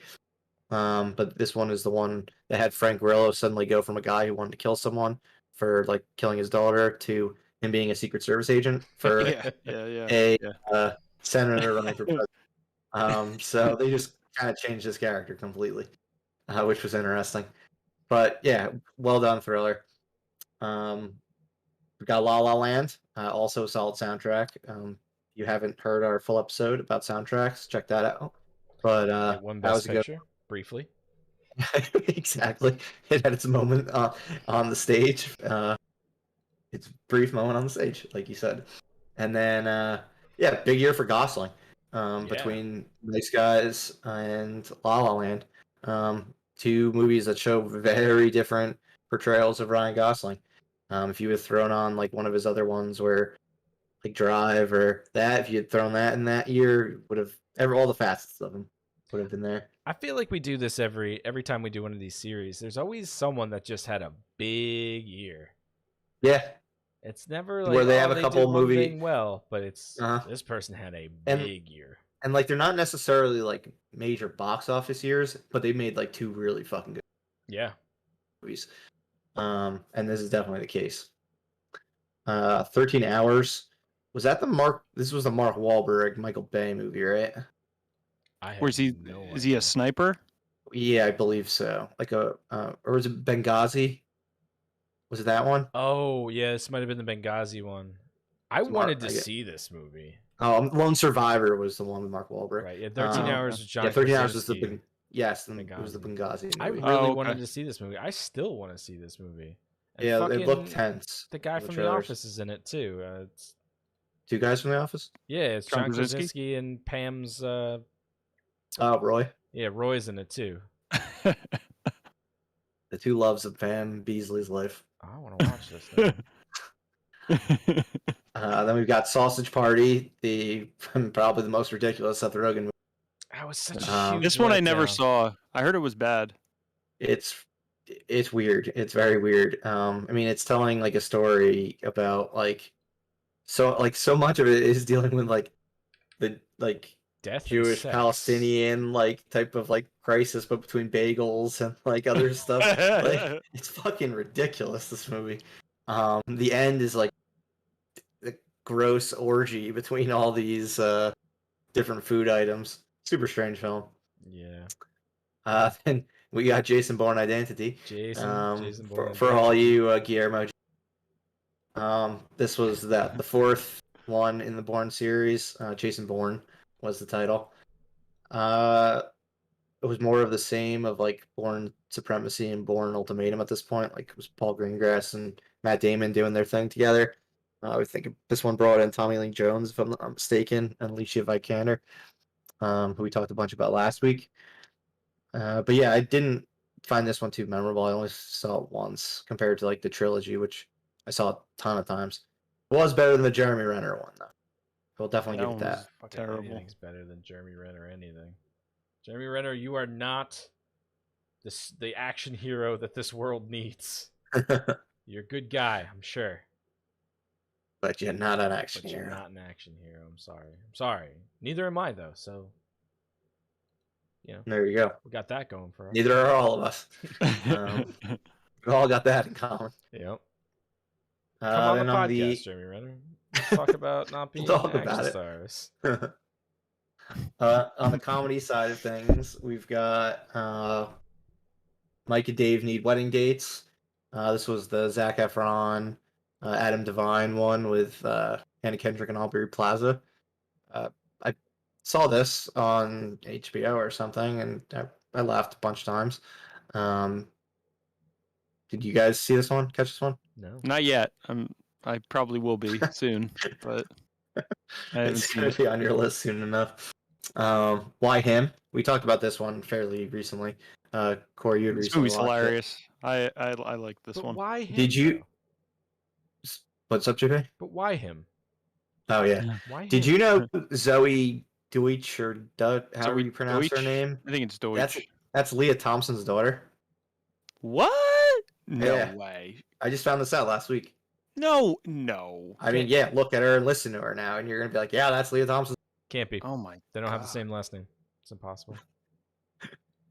My life That's is a lie. because she got married. Leah Thompson got married to some man with the last name Deutsch, No. and then yeah, that's what happened. And then they sprouted the Zoe out. No. It's crazy, but the patriarchy and last names. That's just how it works. Oh no. Wow. But yeah, that's My why I mind didn't is know blown. it. That's why I didn't know it either. It was that last name thing. Wow. Mind Tricked is me. blown. I know. How to Be Single. Which one is this? That one I don't know. That's a great question. I Actually. have absolutely no idea either. All right, let's figure this out. How to Be How to Be Single and Alienate People. Well, no, that's a different movie. Dakota Johnson, Rebel Wilson, Leslie Mann, Allison Bray. Okay, I kind of remember this one being advertised.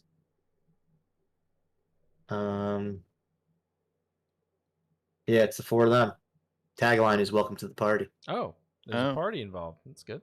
Yeah, it's got a lot of other. Is it a good comedy? people. Jason Action movie? Mantzoukas, Dan Thriller? Williams Jr., It's a party movie, Corey. Anders there are no ghouls Holm. here. Jake Lacey. Good cast. No ghouls, Um, right? No ghouls in this one. Good. Not a great Rotten Tomatoes rating, 47. Oh, but- tomatoes. It's not terrible. Got 47 tomatoes. But that's where that one's at. Okay. Me Before You. Is this a comedy? No, this does not sound like a comedy. This sounds like something that's like Heavy. This one I definitely saw. Oh, this is the one that had I think I did. Daenerys Targaryen. lovely. Oh no, I didn't see Amelia this one. Clark. Yeah. And it's got the kid from one of the Harry Potter movies. I don't know, fourth most important one in Gryffindor. Ron? Nah, he's third most. Fourth. Bill? Now, Bill. The one who what's his name? Who That's the snake. Snape. man. Forgot his name. Neville Longbottom. Dumbledore. There you go. Okay. Neville. I was Yeah. way off. I was gonna say with the teeth. Yes, so Good that gap. is accurate. Dumbledore. Yeah, but yes, this is not our type of film. We did not see this one. Corey, if you watch it soon, let us know. Or Okay. back. This one, the next one you did just watch. We're on the horror Did. section. The Forest. How was this one? This was pretty good. I actually enjoyed this one. For the most part. Natalie Dormer's in it, and Lady Gaga's ex-husband, ex-fiance, from Chicago Fire. He was in that movie. Talking languages I don't speak. The Lady Gaga's soccer her team? fiance. Her Lady Gaga, no, the Chicago Fire, the TV show. Yeah, they're a soccer team. Oh, okay. I Well- didn't. Why was she married to someone on Chicago? Well, she Fire? wasn't. No, That's a they fucking almost shitty got. show on like. Or NBC. At least This it's was not the guy Chicago that- PD, am I right? This was the guy that Oh, she God. was engaged to, and then like she called off the engagement. But yeah, I trust you. he's got a very noticeable face. You'll notice him from something. He's got a face. All right. He's got a face. Okay, he's got a face. He plays soccer, for the Chicago Fire. Oh, I didn't know that. It's Based out of team. Chicago. It's an MLS Um, team, It's a big deal. So back to the movie itself. Movie, Natalie Dormer has a twin sister who disappears to the Aikigahara forest, the forest in Japan where people commit suicide. So she goes to try to find her, and all spooky stuff and ghouls ensue. Fucking ghouls. There are ghouls. All right, so we had 1 week Um, off of ghouls, and now we're back on ghouls. Back. There are ghouls in Live, breathe, this. ghoul, baby. There's a lot of ghouls in the next movie. Oh, Yeah, that's true. But yeah, this movie, it was pretty good. It was like campy and tropey, but I enjoyed it for the most part. I think it's a Netflix movie. So if you have Netflix, which most likely you do, and you like these types of movies, Or you check it have out. someone's It's not password. it's not very long too. It's like I think it might be under 90 minutes. It was a pretty short one. All right. But yeah, All right. And then last but not least, we have The Conjuring 2. I believe Doug is planning on watching that this week. nice. So maybe a we'll banger. talk a bit Banger of about the this series. one in our next full-length episode. But yeah, this was a solid sequel. Very strong one. James Wan did a good job. Location changes, goes overseas. Usually I don't like sequels when they go overseas. Like, I don't know why. I just feel like out of my element, I guess. And this one I enjoyed. Not a big fan of Men in Black International. No, I'm not. Yeah. And This same with one- TV shows too. If they have an episode where they go overseas, I'm like, it's gonna suck. This one was Um, weird for me because I mean I watched these movies way after they came out, and like the first one I got super invested with the family, super invested with those characters, obviously the Warrens, and then the second one I was about to watch and I'm like, these aren't the same characters. It's like I'm not gonna like these characters. I don't like this. I don't want to go to England, and then I ended up, really enjoying those characters too, in a different way, and this movie is way scarier than the first one, I think. yeah, spooky sequel. You got Valak, the nun, popping up. She's scary. Lots of ghouls. She is scary. And a She lot is better in very this scary. None than in scary her as own shit. movie. Oh, really? Yeah. This isn't Yeah. her movie. Well, She kind of is. She's just I mean, like it a is, but it's support- not like supporting ghoul. like they Production. made The Nun as a movie. Mhm. And that was Who wins best supporting ghoul in this movie? the Crooked Man. The Crooked Man, I would say. Okay, Crooked Man. I'll take a He look. was that supposed to guy get up. he was supposed to get a spinoff, and that never happened. Let's see what the Yeah. Crooked Man looks like. Am I gonna sleep all right today? Yeah, I think you will. Maybe. Okay, he's got a hat. Okay, the hat looks like it's part of his head. He's got the way they like do him in the movie. Why does he look moving like is cool. claymation? Yeah, exactly. Yeah, Like, he moves like that too. it's Like, a very um, interesting. like stop motion. Yeah. That's how he moves. Okay, that's odd. It's a strange choice, but okay. Oh, he takes his And hat it- off. And it starts with the Amity, because they like tease it at the end of the first Conjuring movie. Yeah. Oh, But rather than do a whole movie, they just start with it. So that was kind of cool. that's I neat. still feel like that would have been cool if they did a whole movie on that. It's But been done so many It's been times. done already, It's so been done a lot. Ryan Reynolds Yeah. did it. It's literally Yeah. just a movie. Also, yeah, it's a good movie. It's not real. Mm-hmm. But yeah, that's it for 2016. Yeah. So hit us up with any we missed. Let us know what you're thinking for. Either ahead of time when we record next. Well, when we record next, I don't necessarily know when that is right now, or right after we do our next one. When do we stop this? When's this ending? It never 2020. ends, JP. So we're going 2020. Yeah, we'll do 2020. I don't think I saw a fucking movie in 2020. That's not when I Yeah, was your that age. best of list for 2020 was interesting, to say the least. Yeah, I didn't see very many movies in 2020. Or no, your Oscar picks for 2020 were interesting. Yeah. I didn't realize after the fact, which wasn't even eligible. Well, you have time, This JP. year. Just catch up on some 2020 films and pick one. Yeah, once again, I don't think I'm going to do that. But yeah, we'll do 20. We'll go up to 2020, and then I don't know. The end of the year, we can always do 2021 as well. But yeah, Fair enough. so yeah, thank you for listening. Go check out the full length episode if you haven't yet, and we will see you guys soon. Have a great time or night, day, whatever the fuck you listen to this, watching Happy 2016. Woo! Bye. this, and then the obligatory bye. Bye. Bye, Dirk. Bye, Kate. Bye, everyone that watches Thank silently you. on Twitch. Thanks for watching. Bye, Doug, who's not here We know you're there. because he's on standby. You can talk to us. We don't bite. pretty fun people. I say pretty fun.